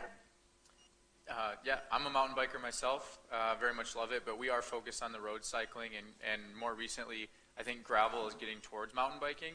We have offered mountain biking tours in the past. They're logistically challenging to support. When it comes to single track, it's hard to have support vehicles in case of mechanicals and nutritional support. So I think having routes that have dedicated places where we can have support is critical. And the other element of putting together a group or organized mountain bike ride is there's such variance in rider level and ability. And with trails, it's harder to quantify them for the guest. So when it comes to road cycling, it's very linear. We can measure the distance and the elevation and the grade, and the surface quality is fairly consistent versus mountain biking. Having a good understanding and vetting the client to have a safe and enjoyable experience, when mixing that with a group, one-on-one, two-on-two, one-on-one guide, no problem. But when you want to have at scale groups, there's a lot of logistical challenges to mountain biking that, so yeah, we're open to any solutions you might have for that.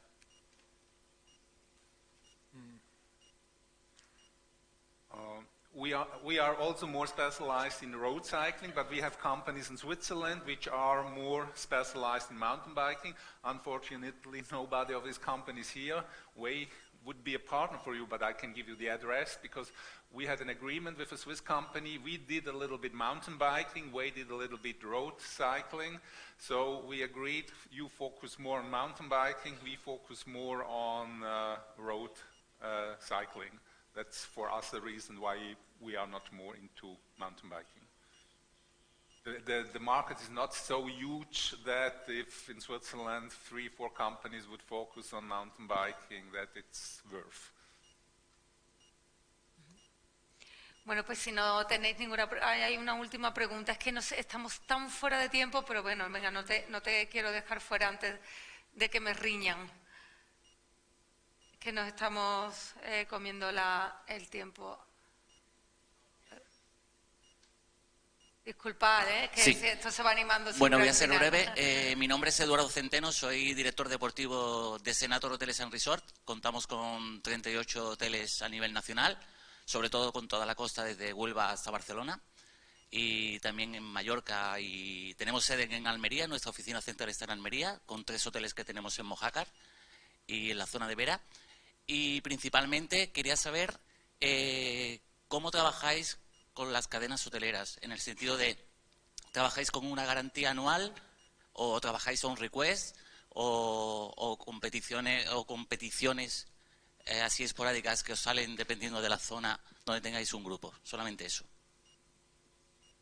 We didn't have a translation on that. Yeah. Sorry, I forgot to switch on the button. He was just saying on whether you work on a request, or you offer a yearly guarantee, or you only. How do you work with hotel chains if you do eventual requests depending on the demands? We have selected a hotel. We try to, we start negotiating a contract because we, from our perspective, as we want to be around cities or in particular regions, and we don't do these round trips. We want to be consistent over time. If we start with a new hotel, it's for hopefully many years, not for 1 year, not for one trip. And that's why also now with Granada, for example, we selected a hotel before. Now we have 1 week in this hotel, but if it would go on in more weeks, we will have a nice contract with that hotel. So we have kind of, from the beginning with those hotels, we negotiate that this is a tryout. If it works well, it will be expanded. Please bear in mind in your rates that you offer us that we will do this. We try to build on this, and that's how we operate with these hotels. So yeah, that works fine. We also try to, when we select hotels, to see whether, in our case, whether they belong to a group of hotels. Because if they belong to a group, if you like to expand to other areas, sometimes it's interesting because they may have 15 hotels in their group, and then within that same group you have particular conditions, terms and conditions. You could extend this to other areas. So that's another way we are selecting. I don't know whether that answered the question. But Yo creo que sí, ¿verdad? Sí. Yeah, thank you. Well, that's all for this panel session. Thanks very much, Peter. Thanks very much, Jorgen, Chutika, Gilbert, and Joseph. I think we've got a very enriching idea, a very enriching perspective with this exchange. I think this is going to be food for thought for us all. And I think we will be able, with your input, to improve the experience. And please enjoy Andalusia these days of winter. Thank you. Y ahora, mientras ellos se van cambiando, vamos a dar And while they leave the stage, we will now give the floor to the panelists of the next panel session. Thank you very much. No? It's okay. So, thank you very much. Bajo. Thank you very much.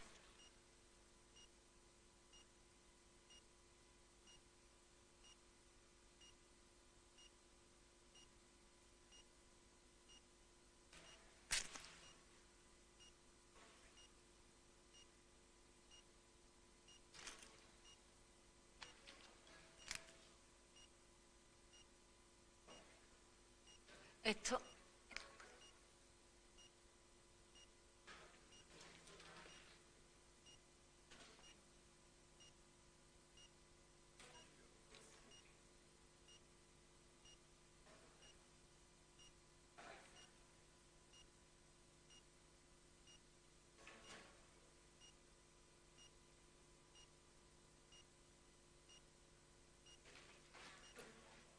Hola, ¿qué tal? Uy, soy Amalia, ¿tu nombre es?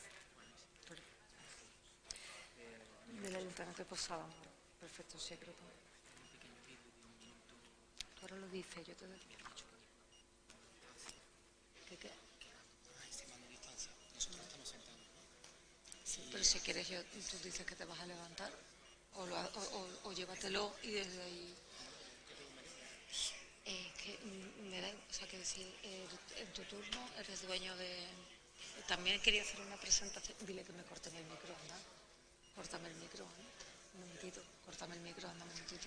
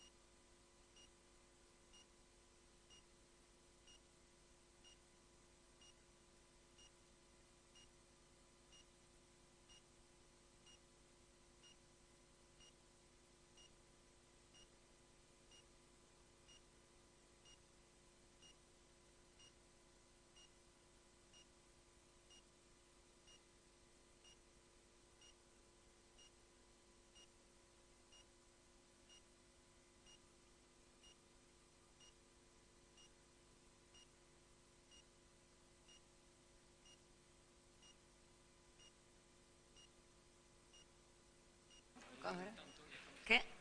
Donde queráis, ¿no? Nos vamos colocando. Alexandra, da igual donde os sentéis, Nicolás. Tú no traes presentación, ¿no, Nicolás? Presentación o vídeo tú no traes, ¿no?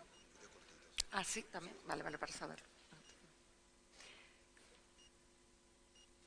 Muy bien, pues continuamos en esta jornada. So we go on with the day session. Is becoming quite interesting thanks to your contributions and this true interest we are seeing for the exchange of opinions and the strengthening of this sector, this industry, which is so attractive for tourists. And foreign companies coming to Andalusia as the companies themselves representing our Andalusian productive tissue, also working in this sector. So we've gone from an international panel session on to international representation, but of Andalusian-based companies, and are working on the specialization of Andalusia as a destination. We're going to get to know two companies and a specialized destination. I'm going to briefly introduce them and give them the floor individually because they are brought with them video presentations on their own projects, and it's also going to be quite interesting if they tell us what they think about. And I will start with Nicola De Tino. He's allowed me to refer to him as Nico. Welcome to Córdoba. He represents the Sierra de las Nieves bike company. Nico came to Andalusia after he enjoyed an experience as a guide in Seville. He became interested in the industry. In 2007, he moved to Alocina, one of the towns in the Sierra de las Nieves, the province of Malaga. In 2002, he started developing his project, Sierra de las Nieves by bike, with the idea in mind of promoting cyclotourism in the area. Welcome, Nico. Then I would like to introduce to you, very briefly, Alexandra Verheyen is the representative of Otros Caminos, trail experiences, Legado Andalusí trails. He's from the Netherlands, but she came to Andalusia some 20 years ago. She fell in love with Andalusia, the gastronomy, and since 2003, She's been working at the Otros Caminos company by marketing walking and cycling tours through Andalusia. She takes care of all the infrastructure of self-guided tours and group tours. And before introducing to you the representative of the municipality of Posadas, I'm going to apologize before Antonio Cabello, who could not make it today. There was he fell sick, so he's not been able to be here with us today with us. And he has apologized for not being able to be here with us. We have invited Círculos Cabello, a bike distribution company which has been in the market for more than 40 years in Córdoba. They've also got a company, an online company. They organize sports events like the Guzmán el Bueno Trail, and they are enlarging their portfolio with the offering of e-bikes and offering mountain trails in Córdoba. These are the three companies we wanted to introduce to you. And as a tourist destination, we have Posadas, the first bike territory Andalusian town.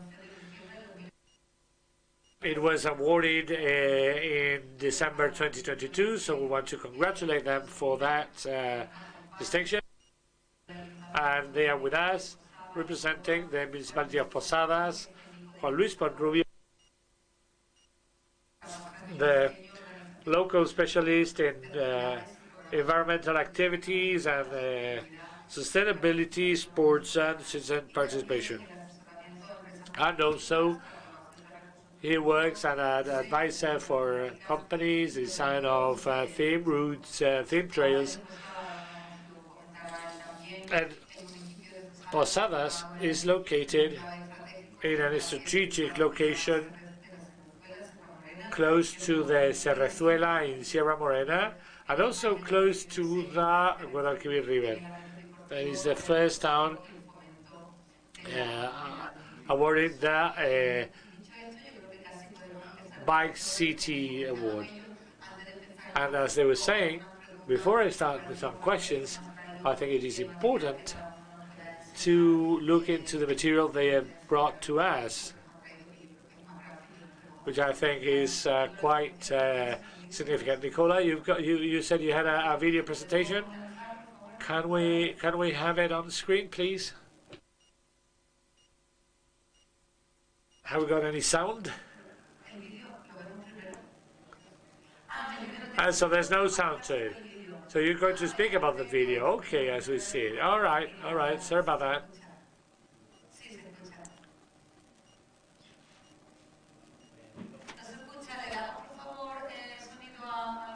Can we have sound?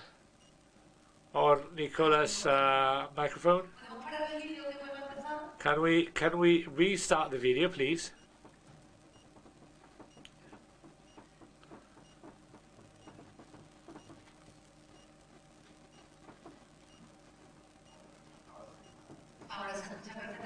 Okay, now we can hear him.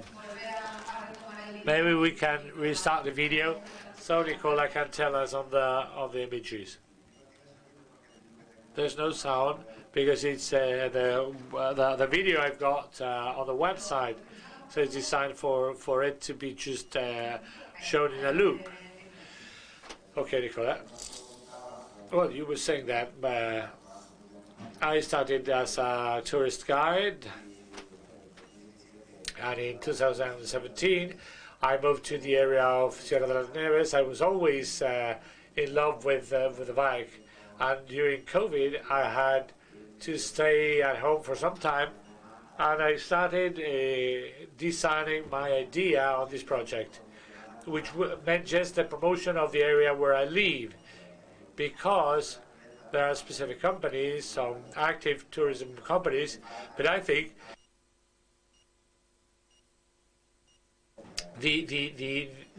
that's missing in the area, that not the whole of the area is being promoted. So I thought that maybe I could promote it myself. I started following a call for grants. I was not chosen at that call for financing. I had everything, and I said, "Well, what can I do now? I haven't got the money, but how? Well, let's break the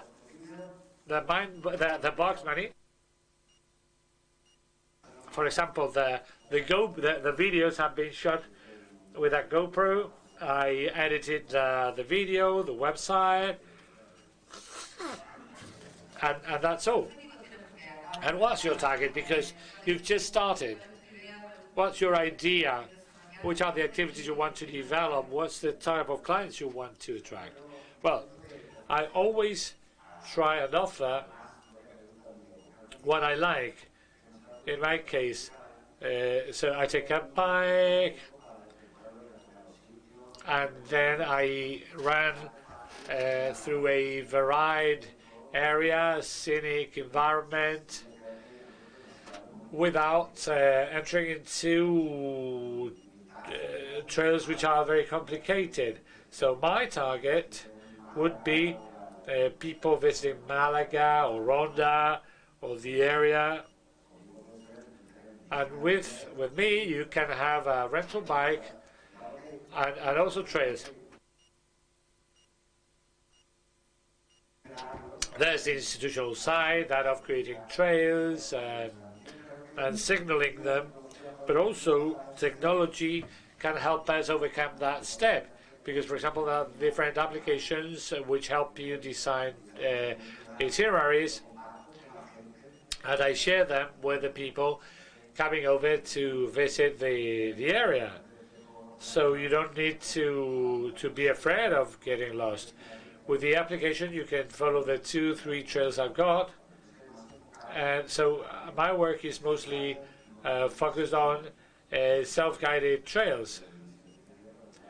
Of course, I offer the service as a guide, but if there's people just wanting to enjoy the area on their own, I'm there for them. Okay, thank you. Wonderful. As I was telling you, we also got here Alexandra Verheyen, who's here on behalf of Otros Caminos. We're saying that she's offering walking tours, hiking and biking. Compared to Nico, who's just starting, in 2023, it will be 20 years on working with your company, isn't it? So what do you do, and how do you see the evolution of cyclotourism in Andalusia? Okay, Alessandra's also got a video that she brought with herself for the presentation. So maybe we can show it. Thank you, Alexandra. Well, Otros Caminos was born really out of a group of friends who were working at the local Bank of Granada for many years, and they did cultural trails which were referred to as Conoce tu Historia. I don't know if some of you still remember that. And starting from that, I was about to get into the company. We started to do trails all throughout Andalusia, linking up historic villages, historic towns, and especially the Andalusian Legacy Trails. I don't know if you know it, but it's a regional foundation from Almería to Huelva. And it was quite interesting for us to document these trails. So at that time, in 2003, we already used a GPS with a 4-wheel drive Suzuki, running all the trails with military maps, 5000 maps. and we found beautiful trails in natural landscapes, especially wanted to get out of the cities. It is not that easy today. And we documented the ways in which the trains could be run.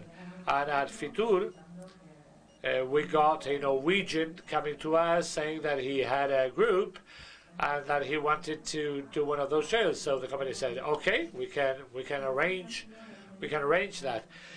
And that's the way in which the travel agency was born. We had some 5,000 kilometers of trails linked up, of dirt roads, and we started working with this group. And as I was coming from the Netherlands, I already knew self-guided tours, individual tours. So we started introducing these type of trips because we thought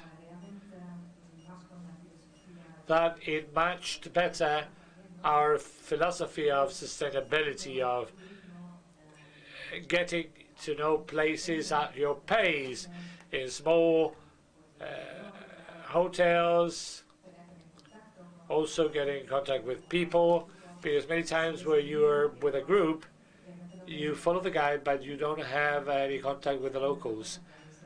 And that's something what I always love, the people. We've got the sun, we've got nature, and also we've got history, but also very, very kind people. Well, in Granada is not exactly the same case. But it was an ideal formula to go on working this way also because these needed less infrastructure. Because suddenly more infrastructure, sorry, because suddenly we needed not just a bike, but some 20 bikes. So we started doing all these trips as tourist trails and also with hiking, because I always liked walking. And truly, as of today, we work with people all over the world who get in contact with us. We've got a trilingual website, and also through other agencies, like in the case of Jürgen, who's working for many years with us. And, well, he himself asked me for a trip. The trip we organize is a great success, not just for our clients, but for other people. That of them was our... Well, something had to happen here, yes. This is the map. I suppose it's difficult to see it. Like Paco also before, it is difficult to see a map on the screen. However, there are our routes that today, of the 5,000 kilometers, these are the ones that we market. These are routes, always weekly routes. One can get connected. Last week we were at the fair in Holland, the only fair which is only exclusively for bicycle tourism, and many people, they really like long distances, contrary to the company that was here before.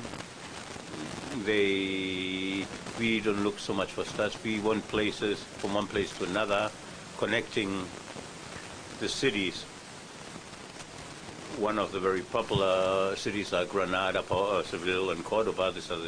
This is the golden triangle, what we call, and also the most Árabe track. We started with the Andalusi routes, with the Califato or the Caliphate routes.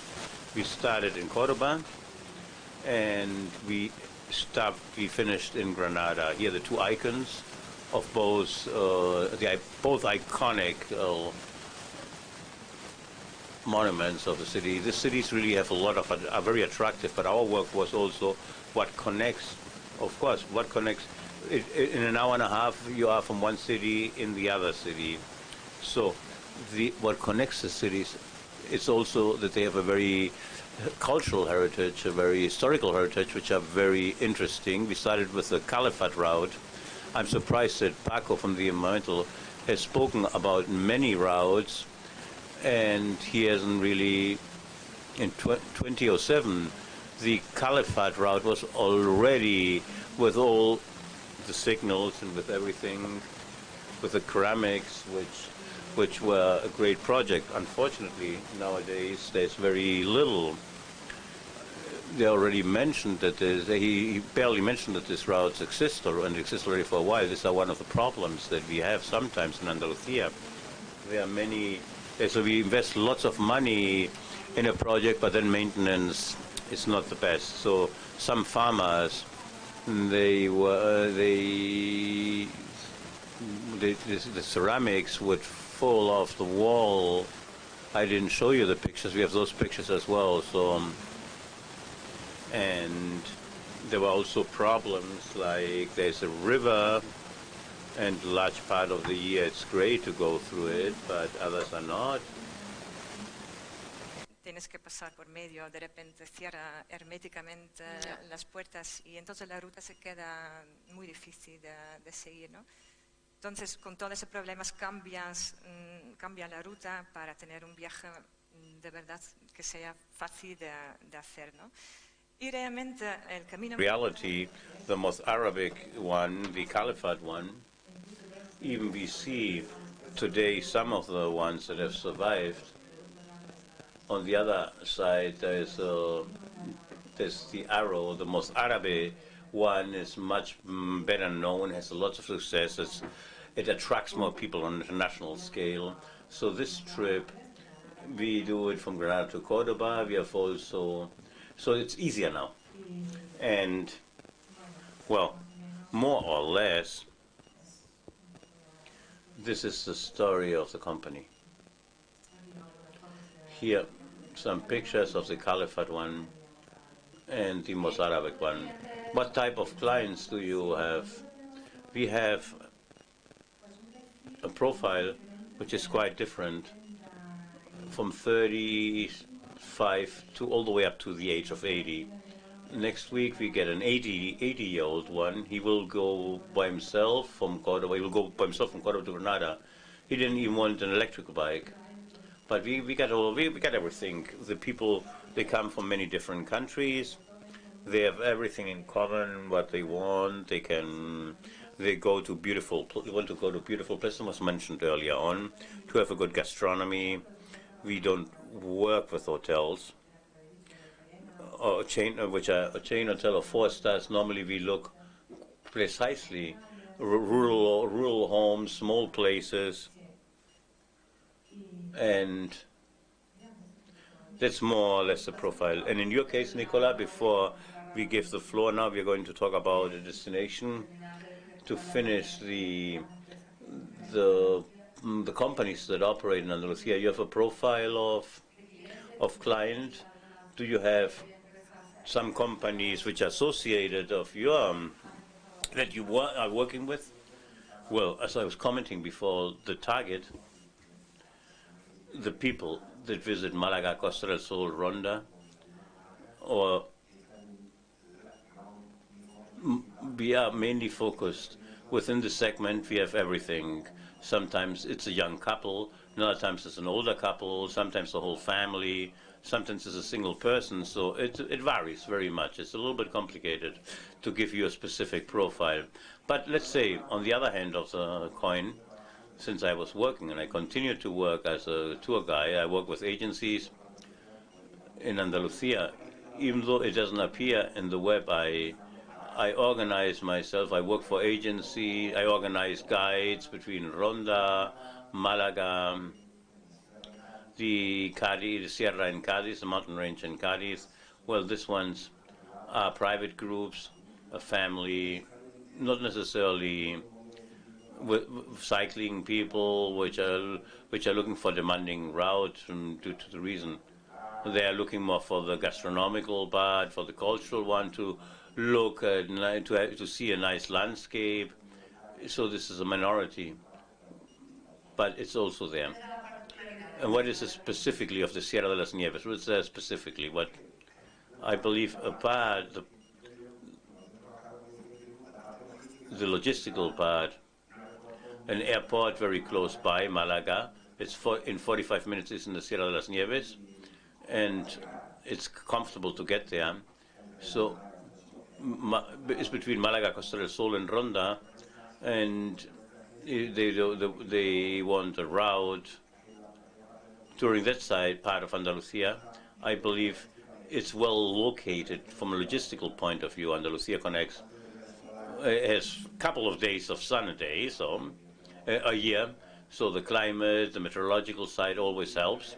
And I also believe the other part of Sierra de las Nieves is quite unexplored.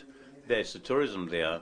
There are small hotels, rural homes, but it's not known as other places which are more focused on tourism.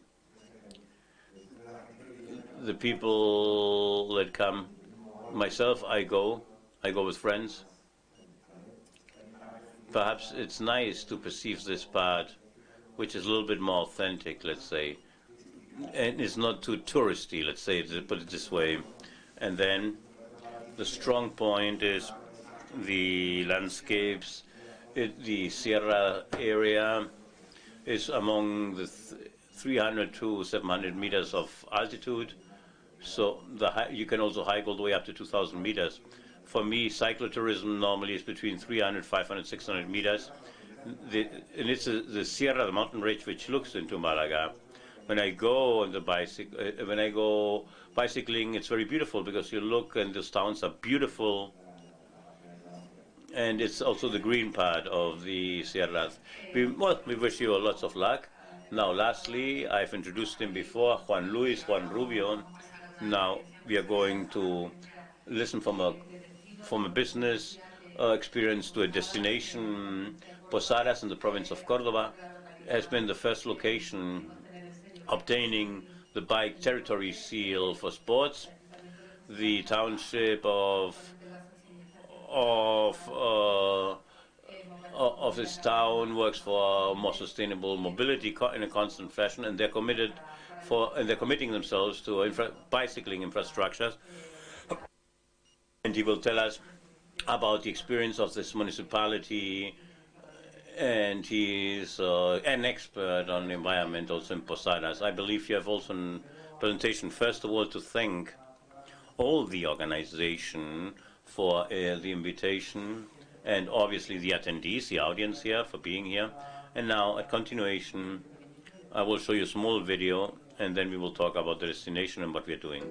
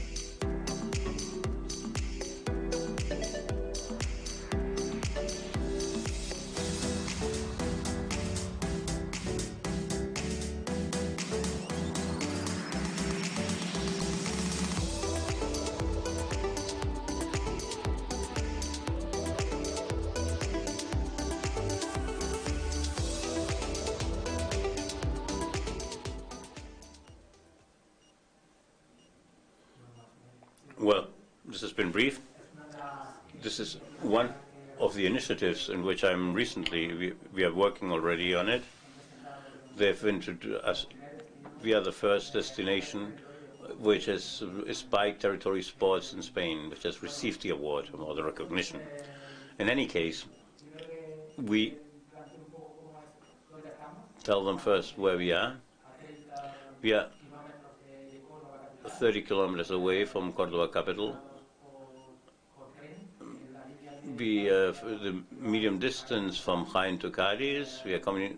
It's also very close from Seville, less than an hour from international airport, which is Sevilla Airport, São Paulo.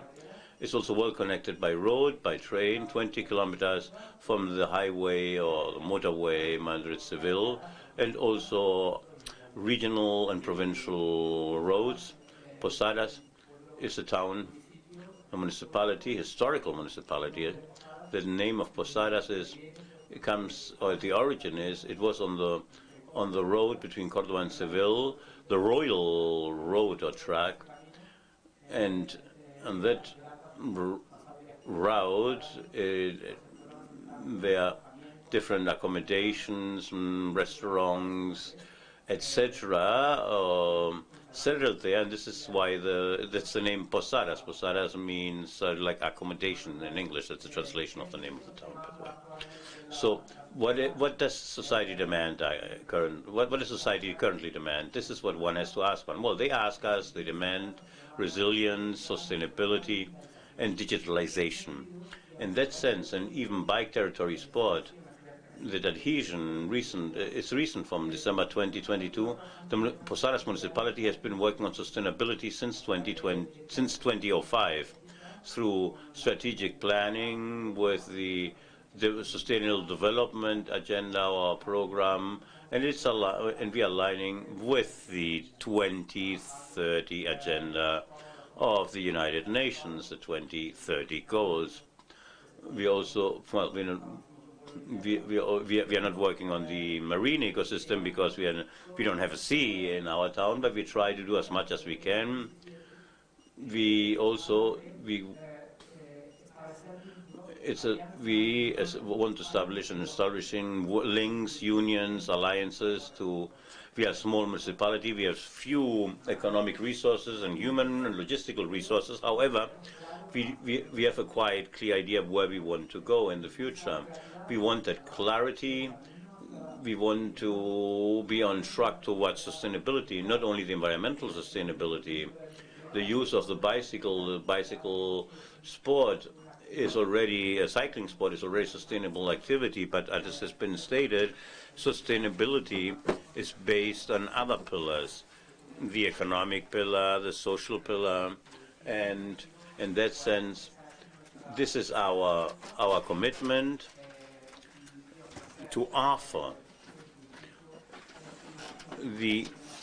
to raise awareness with our citizens through educational plans, awareness-raising plans, sustainable mobility plan, works on public infrastructures in the city, in the town, as well as outside, and the union, and the reward that we have received, or the award that we received from Bike Territory. Bike Territory is a project of the Royal Cycling Federation of Spain.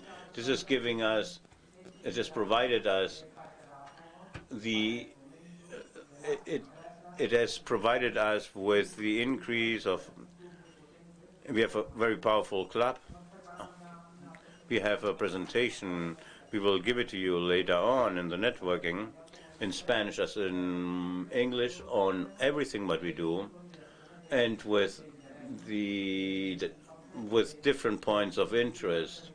So Bike Territory has made it possible for us to facilitate it, to work jointly between the township, the companies, travel agencies, rural accommodation, transport companies, medical healthcare centers, public and private as well, and other type of complementary offers for that public, not only, as you stated, when you get, what do we do when we leave the bike? Well, there's a complementary offer, the gastronomy, sports, event, musical events, flamenco, and also regarding products, thematical products, which are based on nature.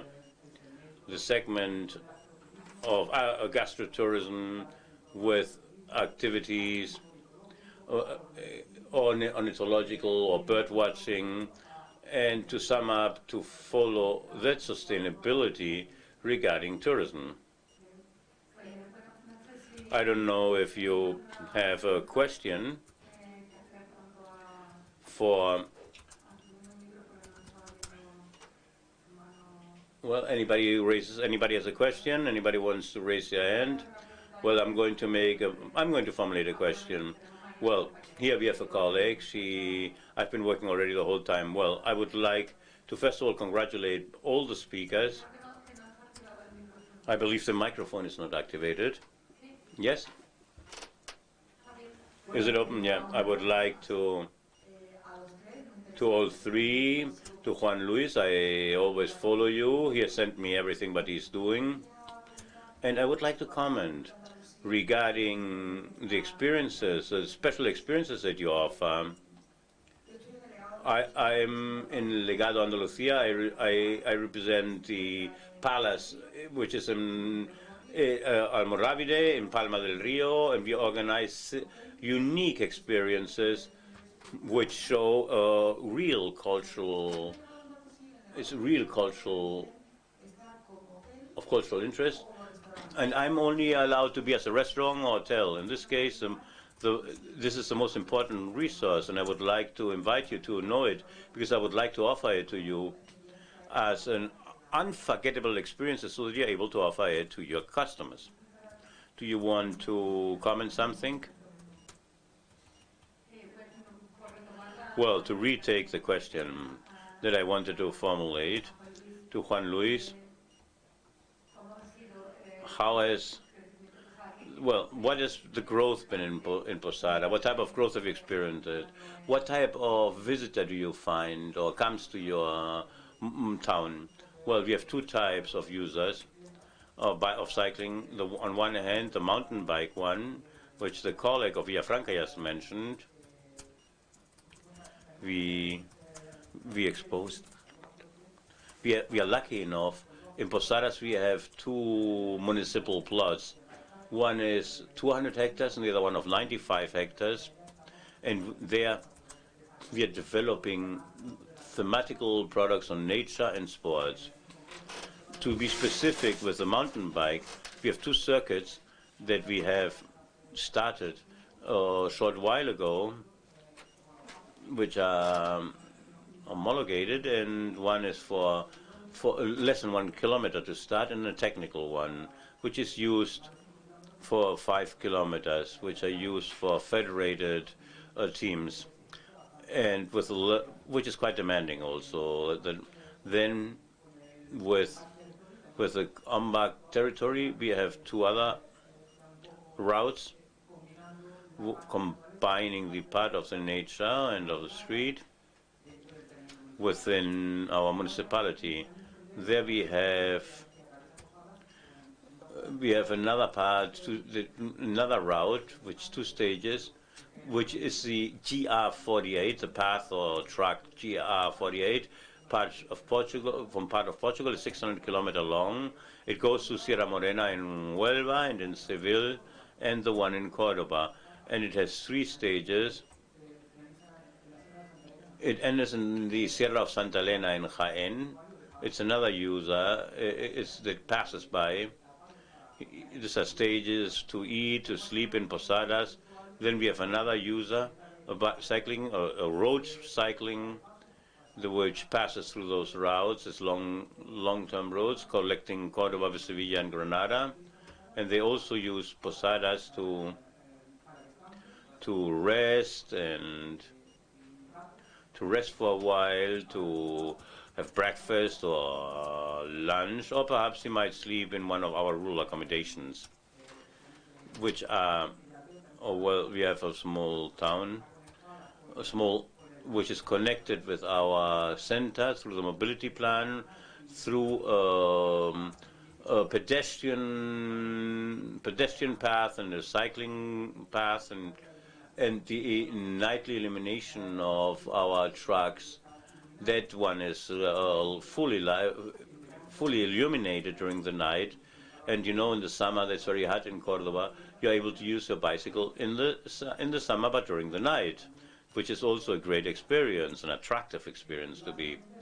And basically, this is our client. On the other hand, we have also a running or a race space, which is not active, but we use it to the racing track that we use for athletes to train, and it complies with. On this Monday 6th, we have a project to recover and to start and to integrate a racing track, and but it's a free air racing track, an open air racing track, and it's not being used really. We cannot organize it totally. It has to be totally repaired, and well, it's another resource that we have. And then lastly, Juan Luis, you've spoken about restaurants, hotels. How is the public-private collaboration with the local companies? And I understand that a project of this type, and to have received this seal, this award, it means it will dynamize the economy of Posadas. Well, I would say very good and very necessary and absolutely needed. We have to work, as I stated, we have very few resources and we want to go far. We have to work with all the actors, all the players in the tourism ecosystem, in this case with the bicycle, but also with other issues. Even that relationships, there are covenants, agreements with different business associations which integrate themselves on the bike territory as well, and another tourism organization through the SIGTEL, and the so that is the State Secretary of State, and also with other citizen participation, and reaching agreements with private plots, which have private heritage that we are interested in from a tourism point of view, to provide an added service to our cycling tourists and also the pedestrian tourists. Anybody has a question or wants to formulate something? Comment, say something. Here you have us available.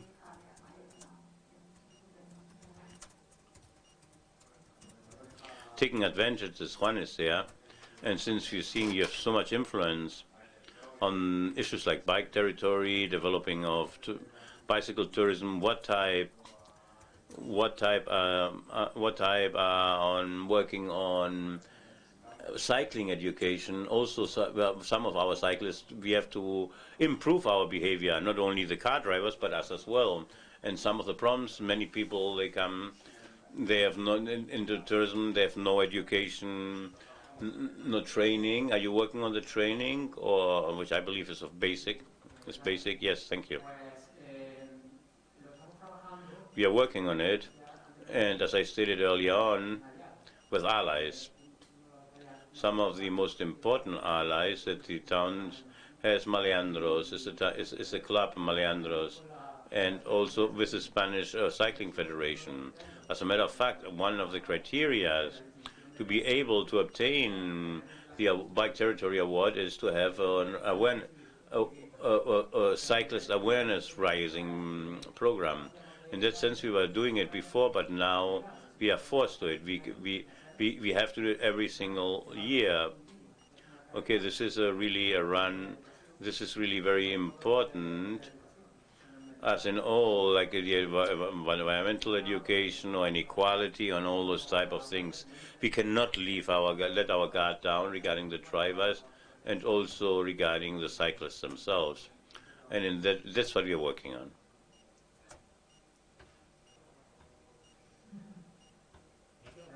Thank you. Anybody else wants to take the floor?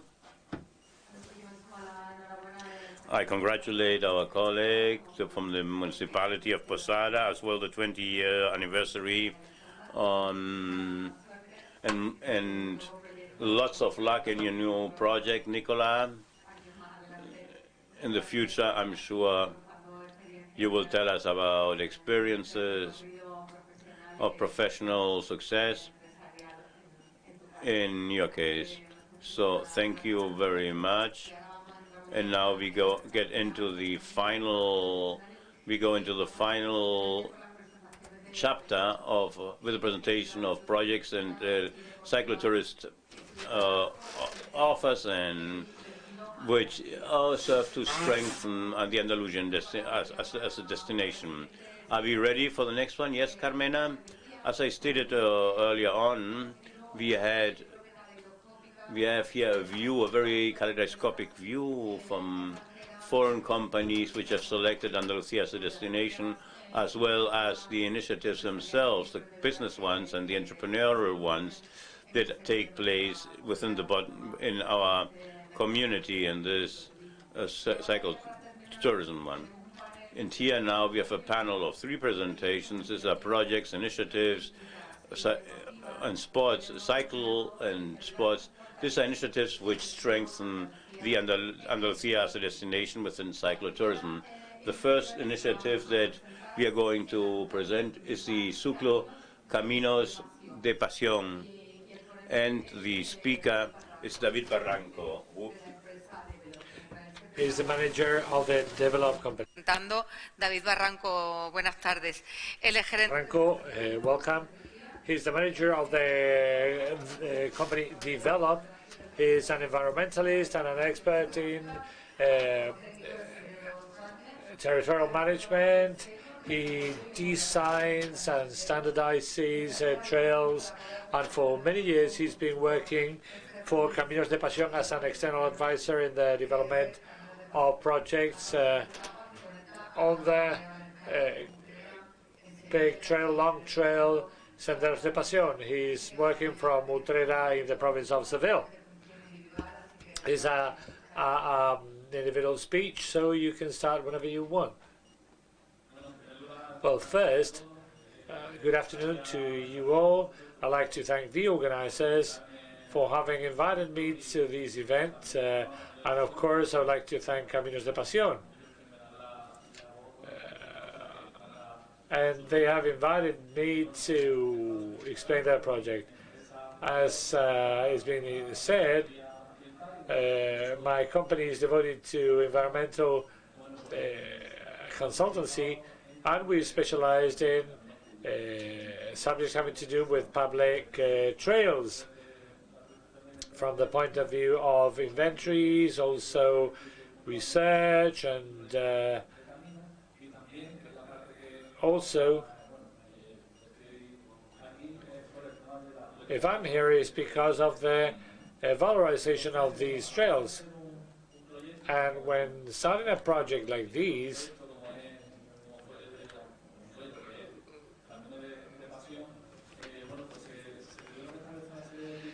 a series of criteria were established in terms of the development of a trail of these dimensions. One of the main criteria was that of the linking up through a trail which could be done both on foot, by bike, or by riding a horse.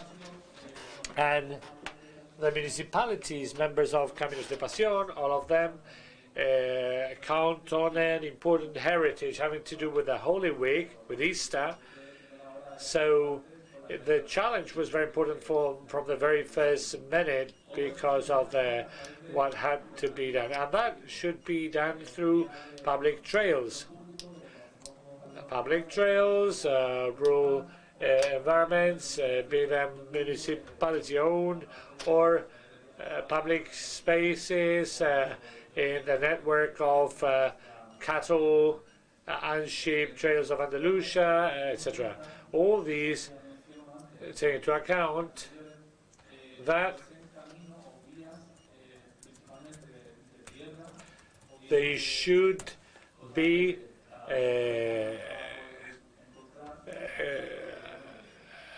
dirt roads, and less and less trails of this kind, because they are usually being covered by tarmac.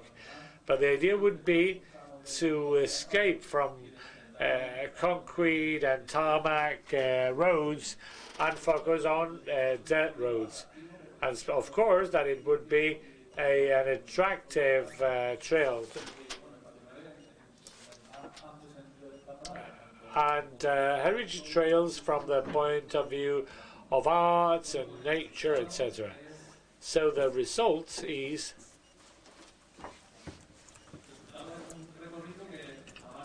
is a trail which extends all throughout the heart of Andalusia in 11 lapses from Alcalá Real in Jaén down to Utrera in Seville, all the other way round.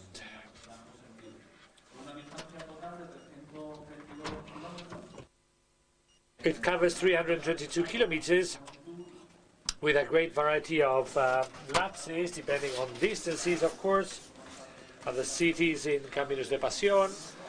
And some of the lapses are 11 kilometers and some of them are 40 kilometers, even if it is true that for the longer trails we took into account that there was a possibility of counting on intermediate spots where which would be prepared for stops. This covers both the province of Jaén, Córdoba and Seville, and for you to know about the lapses, the stages, if we start with stage 1 from Alcalá Real to Priego de Córdoba,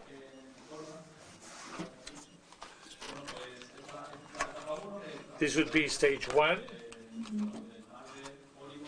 from the sea of olive groves in Jaén down to the natural park of the Subbética Hills of Córdoba. Then from Priego de Córdoba we'll go on to Baena, also crossing intermediate spots like Carcabuey or Luque. From Baena we will go on to Cabra.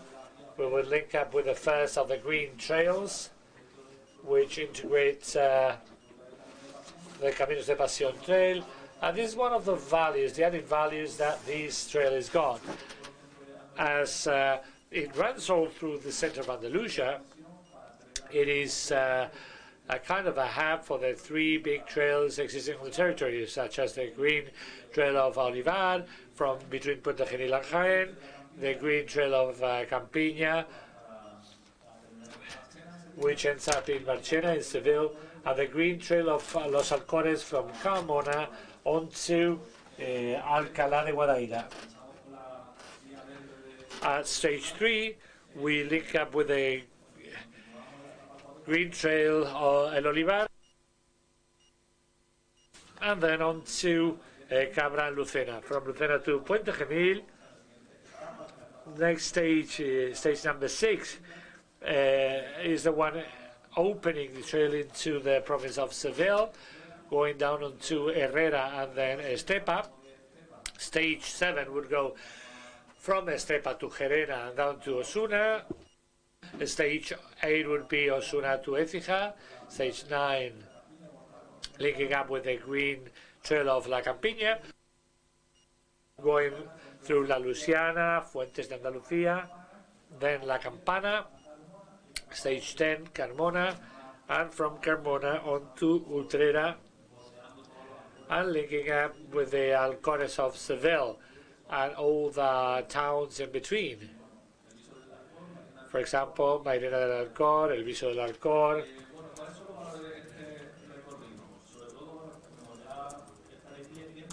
And as you may be seeing, one of the main values it's got is the link ups which can be prepared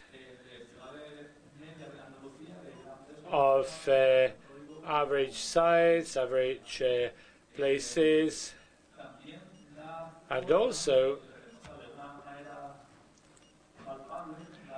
it's very clear how this itinerary proposes a visit to all the trails which are part of the Caminos de Pasión trail, and also in about 320 kilometers and running all the hinterland of Andalusia. It's incredible the variety of landscapes that one can enjoy and the diversity of natural spaces we can go through, starting from the Mar de Olivos of the Sea of Olive Groves of Jaén. Then we've got the Subbética Trail, then the area of the orchards of Seville and Córdoba, crossing the group of ponds and small lakes of Lantejuela, which belongs to the Natura 2000 network. It's an important place with regards to the observation for sea bird watching. I'm going on to Utrera. Well, so far, what is that has been done? The project was started as the design of a per course which was disseminated through the digital media of Caminos de Pasión, both through its website and through the downloading of all the digital files, which allow for a per course to be done with GPS, with the help of GPS devices. And from now on,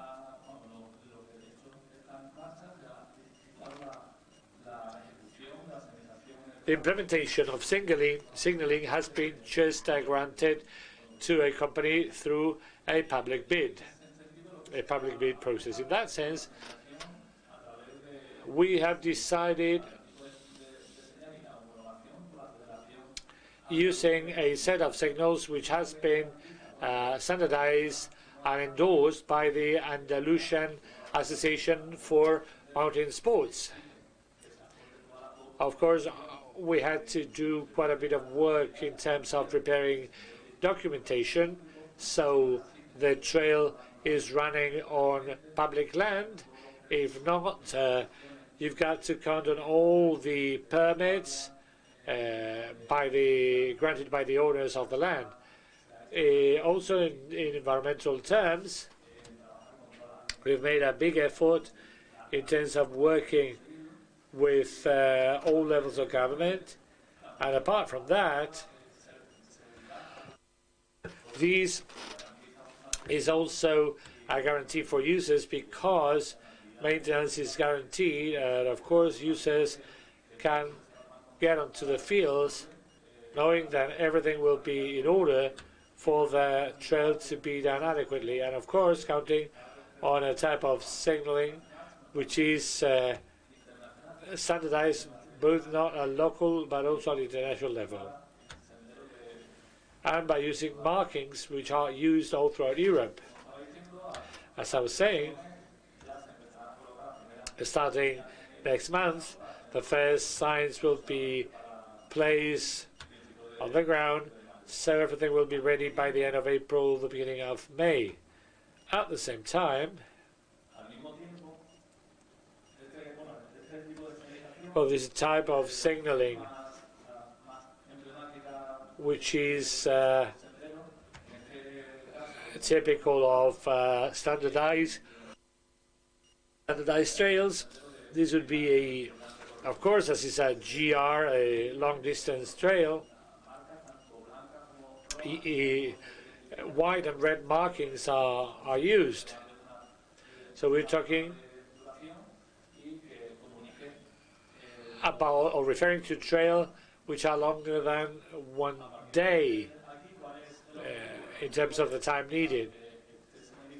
And once these the trail is accounts on all the signaling, we will go through the process of getting the approval by the Andalusian Federation of Cycling.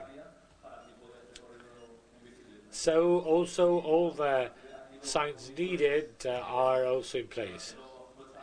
It is just left for me to thank you for your attention. I would like to invite you to visit this trail, and also I believe there was a video available for us to show. So, well, thanks very much for your attention.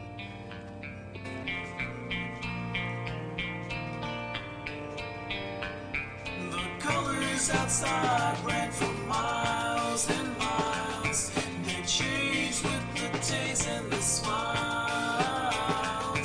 The colors wore their matching sets and take it all with no regrets, yeah.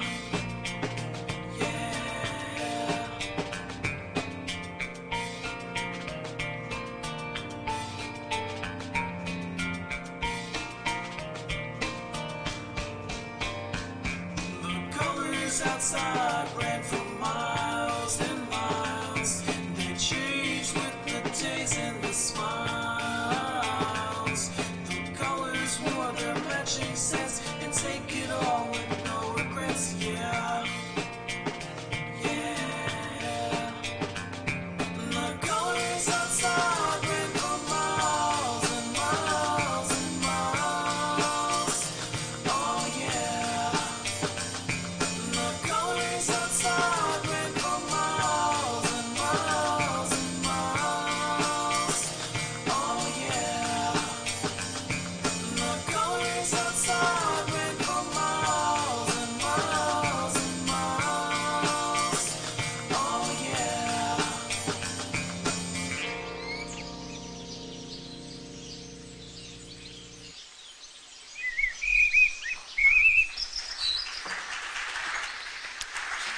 Pues muchas gracias, David, por enseñarnos esto. Thanks, David, for showing us these trails of passion, caminos de pasión.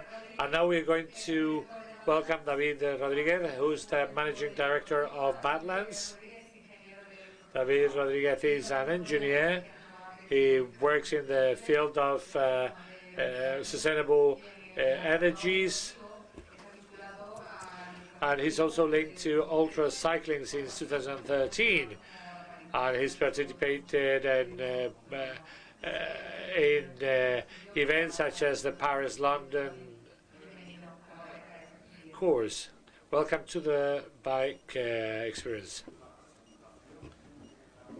Have I got to switch on anything for my presentation to be shown on screen?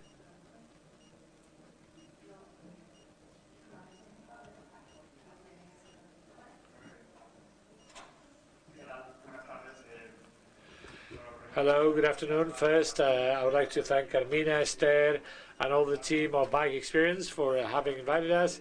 Last year we were just listeners, and this year it's wonderful to share the stage with such wonderful panelists that have spoken before myself.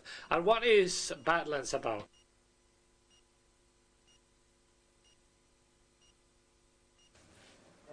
Okay, now it's working. For us, Badlands is a territory. It's an idyllic destination for cyclotourism. In this case, we are talking about Eastern Andalusia. But if you have a look onto the map, this is Granada, Almeria. I don't know if you can see the map from your seats. How was the project started? By 2019, I did a walk through the desert of Gorafe. I don't know how many of you know the place. It's an incredible place. It's so strange that people do not know it. It's not that a popular destination. And at that time, I thought, well, why wouldn't we design a trail covering that desert, the center of Tabernas, Cabo de Gata, and Gorafe? Especially thinking of two growing sectors at that time, and which now are quite in vogue, the bike packing and gravel. So my partner, Azara, she's a digital designer, so she worked on the identity, website, brand name, and I dedicated myself, I focused more on the trail. And now I will open a bracket here. I'm from Segovia, I'm from Castile. I love my line of origin, but there's a problem there. You can ride on a bike for 200 kilometers and you will see the same landscape. And the diversity you see here is incredible. Please do not get used to this landscape, but enjoy it for the whole of your life, because it's a unique landscape. And I did the most beautiful part, which was that of discovering the different territories. And I discovered that it's not just a desert, but there's an area of forested land, such as the wetter area in Granada, also the Filabres hills in Almeria, and there's that volcanic landscape in the biggest park, natural park in the Mediterranean basin, that of Cabo de Gata. And of course you can ride on the highest mountain trail in Europe. Riders always tell us, I saw so many landscapes that it's going to be difficult for me to assimilate all that. And I saw all of the world in a week. As I was saying, well, one of the trails runs over about 3,000 meters. The one is here in Nevada. And with my partner, we thought, why don't we do a group ride every year? With not a competition. So that week in a year, there's the focus, the spotlight is highlighting our ride on a bike, and that event is run in the modality of unassisted ultra cycling.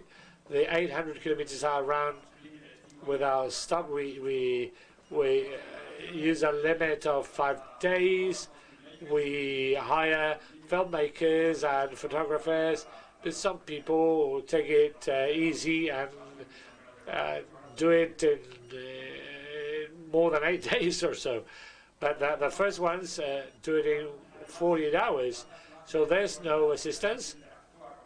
People interact with the local businesses, with small restaurants, hotels, bars, and beautiful scenes are created. And every rider during the event, we provide them with a GPS locator, so we get a beautiful picture of the follow-up, of the following different specialized platforms, and we see how riders are making progress. We get very well-known riders. For example, we had the Alistair Bradley, the Taylor Finney, Juan Antonio Pecha, ex-professionals, and we see how they are adapted to this ultra cycling modality. And as they are all explaining how they do, is another way of seeing how the event goes. And the images we get, I think a community is created, a very beautiful event, and in the end, riders, in the end they always say, oh, I've got to get back. I've got to come back with my friends, with my family, more calmly and enjoy those crazy landscapes we've seen. Well, I've got a series of figures on the event during that week, and we've got to say that it's limited to some 350 participants because of one simple reason. People go to bars, small restaurants and hotels, and we don't want to turn it into a kind of a crazy gathering, a crazy kermesse. But this year we got some 1,600 requests for those 350 places, so it's difficult to tell people no. But that, in the end, means that the flow becomes regular all throughout the year, because some of the non-participants, in the end, come over at different times in the year. This year, we're getting guests from 34 countries, especially from Belgium, Germany, the US, 20 people, Indonesia, Australia, the UK. And also, the profile is a very active one. Some of them have a YouTube channel. They prepare documentaries. If you key in Badlands, you will get many documentaries. And that means that the trail is further explored. And people from all over the world get to know it. And an international sponsor told us not so long ago, well, there's no event in the world with just 300 people, open to general public, with such an influence, with so many visits in YouTube, so many videos, and that presence in the media, of course, is quite intense. We also do publications in many publications. We were also invited to Rural Life in London. There was a presentation by Javier Garcelari and Johan Musiu. And we were there talking about our project. And at this forum,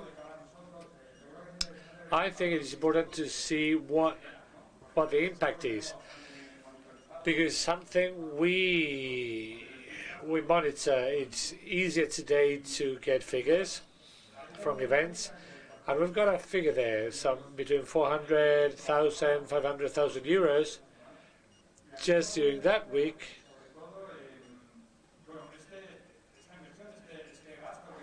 And these investment, this expense is mainly made in the hinterland of Granada and Almeria, away from the traditional tourist focus.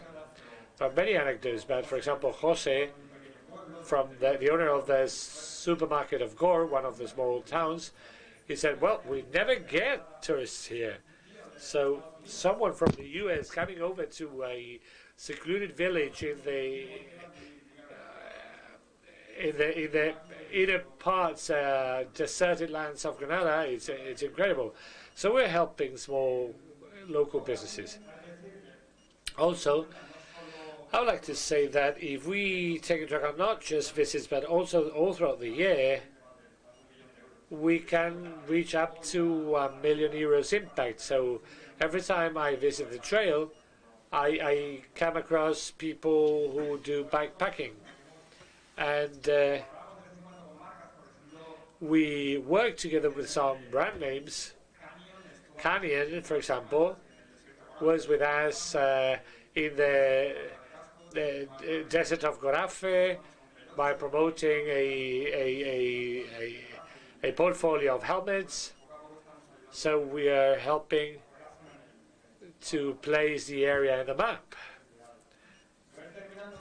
And I'm about to finish just by repeating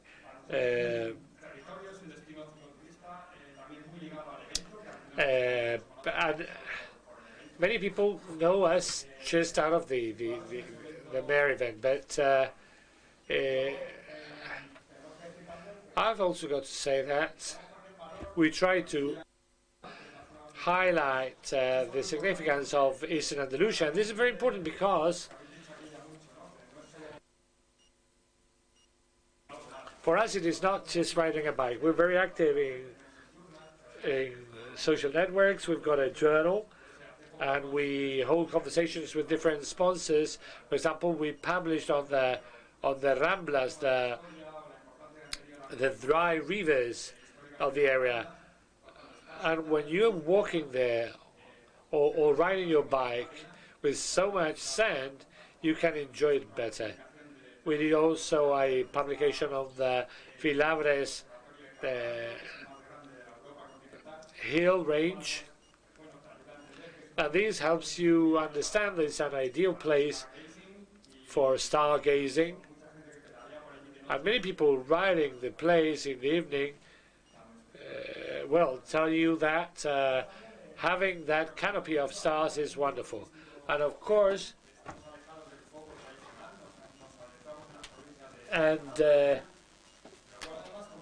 getting into the hinterland of these provinces and doing practicing adventure tourism, knowing that the infrastructure is not that ideal, people know that they've got to get adapted to the circumstances, to the conditions of the place. And of course, we want to give it a touch of sustainability. But also you've got to be careful with what you do. When the term sustainability was not so worn out, was not so proverbial, we started using it. And considering that our way of living in general terms is not that sustainable, we have created a project which is referred to as Badlands Rewild, and it comprises a series of actions. It's a living project, it's our life project, and we do certain things. For example, we try and raise awareness among riders, and we tell them that riding the desert is wonderful, but what's behind that, how desertification affects the local people and what they can do. And we try to provide local people with a voice. For example, last year we prepared an event with a company from Seville, and in the end we speak about sustainable tourism, but flying from Germany down to Spain to ride a bike, you've already wasted your carbon bonus for the whole of the year. So this communication meant that many riders would come over together from the Netherlands, for example, some of them on the bike or sharing transport. And last, and then we're talking about local businesses. Last year, in the Congress Center, we have a space for a local company which is called Tierras de Arcillas. They create ceramic pieces with local ceramics, and all of them, we like coffee. So everything was sold. We are very happy. Well, this Badlands was we really like to see. We discovered a document which is produced on Metaplan 2007 from the regional government of Andalusia, and we saw that the regional government is aligned with the strategic objectives, as you have them there on the screen. Contribution to the economy of Andalusia, to improve tourism flow and to make it more take the seasonality out of it, increase satisfaction. The demand that we are having now to participate in the yearly event is, we go from 100 something 4 years ago, 700 last year, this year 1600 that participated, and well, it's also that we are really going towards sustainability. From my side, I try to sum up very fast what we were doing, and we have many documents, and in Badlands we are available to you if you have any questions or any doubt or anything.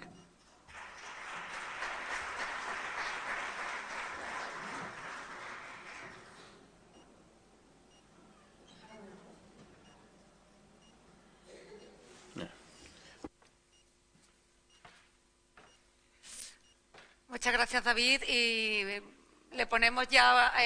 Now we will end to that intense day, today's intense day, and we will do it with a presentation of the Albayud project in the Pedroches to speak about that. We welcome Jorge Moreno. Jorge, how are you? He's the director of the Albayud route. He is an engineer.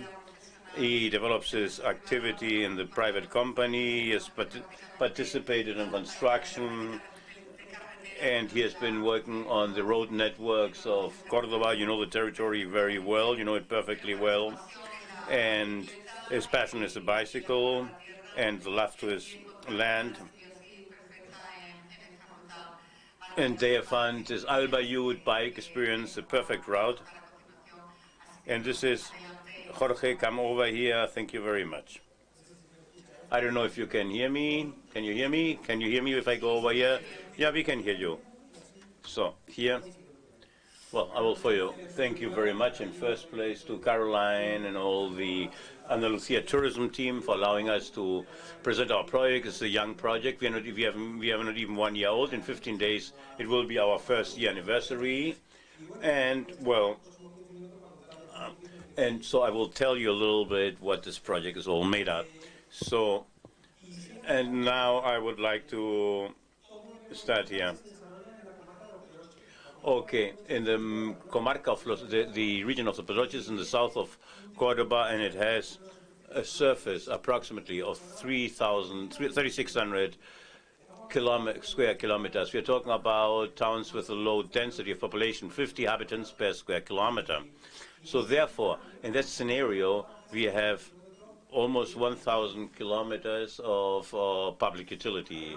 It's categorized. That route, that place, that singular, unique place, is also allows us to see of how Los Pedroches is on a border. We are at the heart of 3 provinces and 3 communities. You can hear this also has an impact on the personality of the people. I will say Albalut, because many people ask us, is it Albayut or Albayut? We want to call it Albalut. This is from the Arab times. In the Muslim times, there was a region which was called the region of Balutia, which was made up by 3 places, 3 small districts, Culturia, Vitoria, and the Curia of Fas Albalut. Basically, that territory, which was known as Balutia, corresponds to all those districts, not only in Los Pedroches, also La Serona, La Alcudia, and Badajoz, and in Ciudad Real, and the comarca and the district of Guadiana. What does it mean? Fas Albalut means literally the valley, the valley of the nuts, which is a main tree of the Mediterranean. Acorns, to be exact. Talking about acorns, it allows you to know the culture through bicycle tourism. It was born out of people that feel the values of the district and they like cycling. All of us that have participated, we are cyclists, and we know the potential and the scenario that we have in Los Pedroches. What we offer, an open route, 365 days a year. This is a very comfortable. This is a river which goes through, and the mountains also makes us a valley. It's very plain, very easy to go with a bicycle, to drive with a bicycle through. It's very friendly. Let's put it from the territorial point of view. We're talking about to unite those 17 towns in a bicycling tour. Our guide is the route itself and the towns in the district. The origin of the district is agricultural and cattling. So the first thing that calls the attention is the immensity of the territory devoted for not only for farming and lots and lots of plots where the animals run free. There's a maximum respect for the animal. They feel the respect since its origin. They want that the livestock farmer lives. The livestock farmer wants the animal to live in peace. Since 1958, they founded the COVAP cooperative, which is a reference number. This is the largest livestock farmer and vegetable farmer cooperative in Spain. Then the landscape that we will find. The landscape is changing. We will find imposing castles like the one of Belalcázar, which has been just assigned the largest tower in Spain. There are lots of trucks also where we are flanked the whole time by construction of stone walls, and there are almost 2,000 kilometers of tracks. And to think that the laterals are made out with dry stone, and the separation of all the plots are made out of this. We can talk about a heritage only of stones of more than 10,000 kilometers of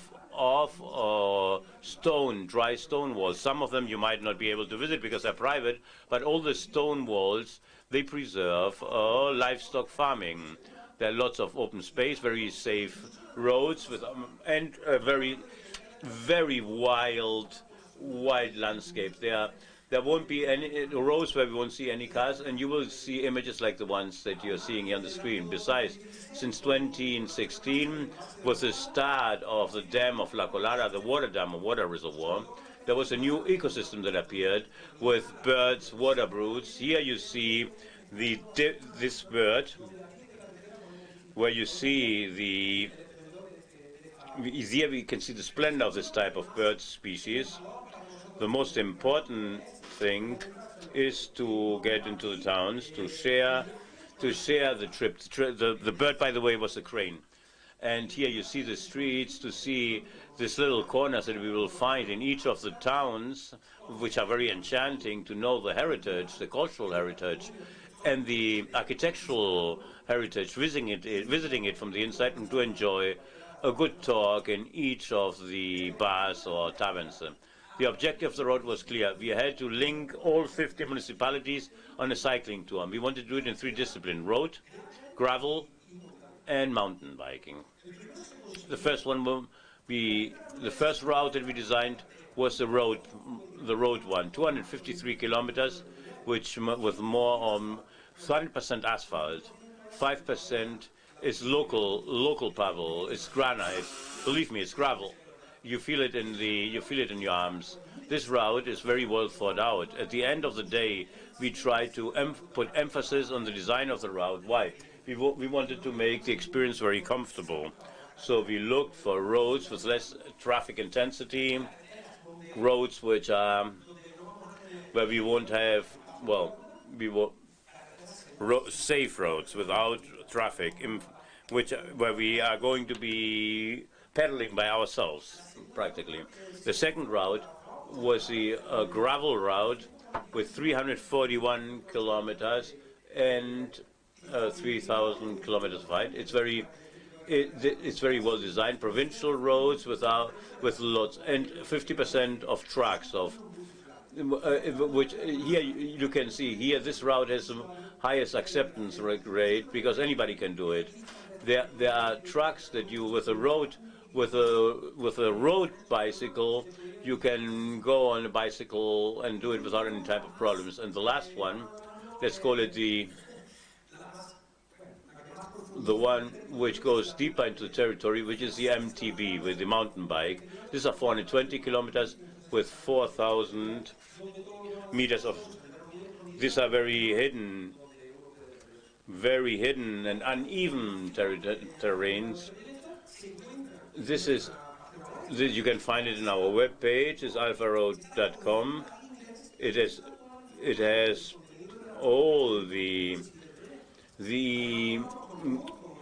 it includes all the information about the route. Here we have worked, and here you have information from our partner, which helped us to design the route and allows the user and they can take the GPX, download the GPX, and they can use it in their own GPS device. They're asking us about the signaling and the different signage of them.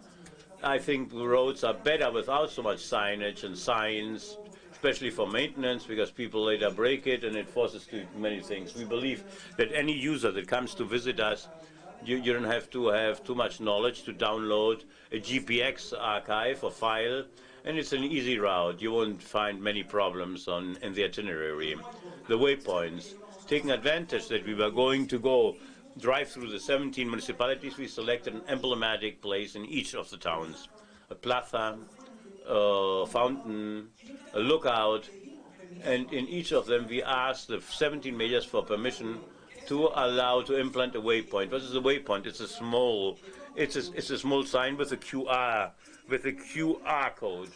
This QR code allows us to prove that cyclists have gone through that waypoint, so we are able to prove. And how do you do it? I have no idea how it's done, but we have been able to do so. Don't ask me how. It's through a technological development which has been created also on a local level. What they have done with a verification coordinates verification system, and without the need of an application, you don't have to download an app.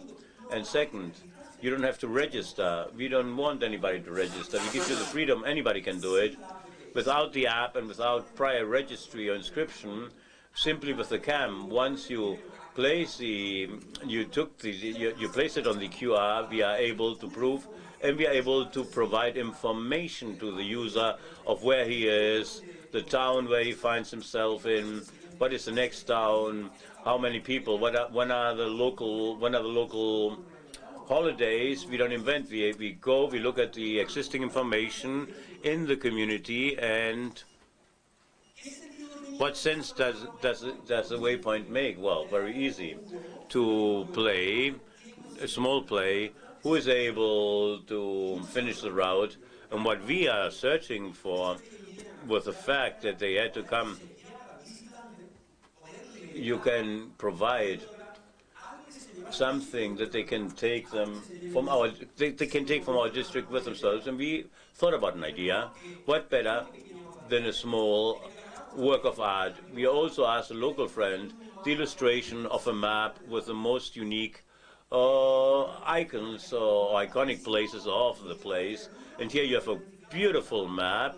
You have the 3 routes with different lines, and empty spaces that the user will find on the route identified. Well, to give you a small comment, everything, the area of the Sierra with the olive trees in Pozo Blanco, which is a separation between from the Córdoba capital and the Pedroches, and then the nature park of Cardeña with its 2 small towns, the Aldea de Cerezo, the town, the Tower of Pedroche, I believe is the second highest tower, and you can visualize and see from any point of the route. The Cathedral of Hinojosa, the area of the mining of the mining activities that were ongoing in El Duque. All that we wanted that the user that would come would leave with the knowledge, and what better, through a small guide. We have not published it yet. We have created, I believe, 50 samples like this one. We have there one. If you want to take it, is a small travel guide that the cyclist can carry with him in his shirt. And here we have the basic information, so that somebody who comes to visit us has the best experiences. And here you have the map and the simplified text and content, so that they can take. Here we have 50, and if any of you want one, please take advantage and take it. The service offer in the district is quite high. They have a good network of accommodations and restaurants. And besides that, what we have done so far through the app of Google Map app, we have made it available to the user, not only the 3 routes with the places, but also there's also a network of networks, and we can organize ourselves as we want to. And also what we are looking for, to deseasonalize the offer, so that every user can come whenever he wants to through the year, and so that they don't come all the way at the same weekend or the same time of the year. We provide them points of interest like hermits, places to rest, parks, lookouts. To sum up, all the information that we can find in Google Maps exclusively made for our routes. One of the most singular ones, so that you take into account, is the AVE station. In last week, Eva Prendes, the one who is in charge of the community, they will run. These are women from all over the world that come to cycle. She's the head of the Female Cycle Tourism Association. She's the first woman that came on the train, and she got out of the speed train from Madrid and Valencia to leave at the station, at the Los Pedroches station, get on her bike, and we are en route. We can start the route in the same AVE station, the train station. For me, this is an important train station. We know that Renfe needs its time. Renfe is the Spanish railroad company. And the cyclists are able to travel more comfortable way in the speed train, in the AVE. We know that that they will arrive. The potential is there. We will be able to receive people from all over Spain that will be able to come. Will come by train and then leave. The gastronomical offer, I won't take too much time, but the jewel of the district is without any doubt the Iberian pig. It gives name of a denomination of origin. Is categorized as one of the best hams of the world. And as we say in Spain, from the Spanish pig you can eat even the way how he works. You can eat everything, in other words. And now, in 2017, the district was categorized as a Starlight Reserve. We are talking about its position between the 10 world areas with the clearest skies of the world, and which allows us to see the marble sky. And you can find also lookouts which allow you to sleep, to visit, and to see the sky at night. What are we? What is Albalud? Within the spectrum of cycle tourism in which we move, Albalud pretends to be the brand name of a territory. We want that Los Pedroches should be a destination, a first top level to practice bicycle tourism. In order to do so, we set ourselves up in June, and we are an association, a non-profit association. At the end, we are a group of people, 10 people to be exact, which make up the route team, the heritage team, each of the local, and a speaker for each municipality. And what we do is to look for financing get financing from entities to continue to publish and to provide and to disseminate more information about the route. In order to do so, we look for sponsors. Who are our main sponsor? The Foundation Ricardo Vizcaíno. He's a founder of the COVAP cooperative, and under his sponsorship, trying in the intent to defend the Pedroches region, we have found our main sponsor. We also have Kokomut, the road panda, which has helped us with the road design of the roads, and also the help of Turismo Andalucía. Our future projects, well, there are many, but I cannot I cannot give you or inform about all of them, but I will focus on two. We will take an additional step in a month. We have launched ourselves to organize what we have called the first initiation bikepacking route. We call it Albalud. The objective of the Albalud Bikecamp is for the people that starting to traveling by bicycle to make it easy for them, an easy route, comfortable, that and practically anybody can do it. The largest route is 75 kilometers, a very plain track, and so it should help the people what is the way when you travel in bicycle, so that they lose the fear of the first time, that they feel accompanied. And also we count on the collaboration of Turismo Andaluz, and here a month ago Ernesto Pastor, the creator of Montañas Vacías, which I'm a friend, we are friends for a while now, he launched in his social networks of what are the non-competitive events that the people knew on a world scale. The result of that map, he published it in his webpage, is that there are infinite numbers, non-competitive events related to bicycling in all worlds, in Belgium, France, Italy. In Spain, there was none. So basically, we have taken up the challenge, and we said, why shouldn't we organize a non-competitive event on a bicycling tour in Spain? So we have projected it. Our plan is to do so in October, and everything goes well. We hope that many people come. And now nothing else on the three basic pillars of our project, which are enjoyed, respected, and talk about it. I take the advantage to invite you to come to know us. One thing is that we tell you that there's no merit. We want you to come, and so that you tell about it, and thank you very much for your attention. Yes. Uy, no te mates. Bueno, muchísimas gracias a los... Very much to all three participants in the last turn. Now I have to say that together with the passion for the bicycle, they are really expert communicators.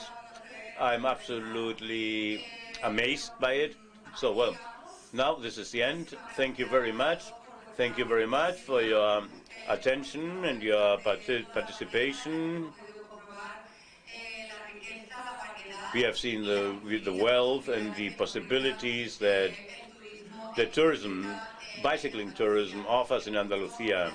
We have seen external views, which already here we have seen many that have selected and known, and we have known that, like Andalusia, we have seen companies and projects which from Andalusia, and we also have seen the enormous interest that the service companies offer us incoming, and the way how they benefit from this bicycling tourism.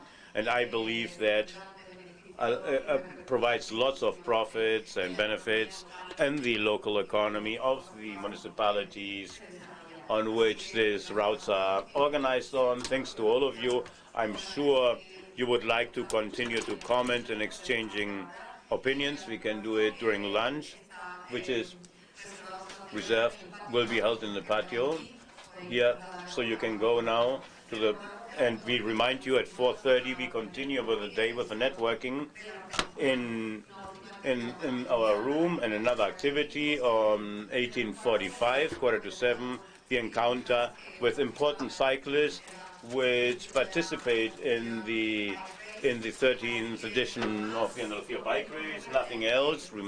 Remember, those that stay in Córdoba, they can enjoy the stages, 5th and 6th stage of the Andalusia Bike Race tomorrow and on Saturday. So nothing else.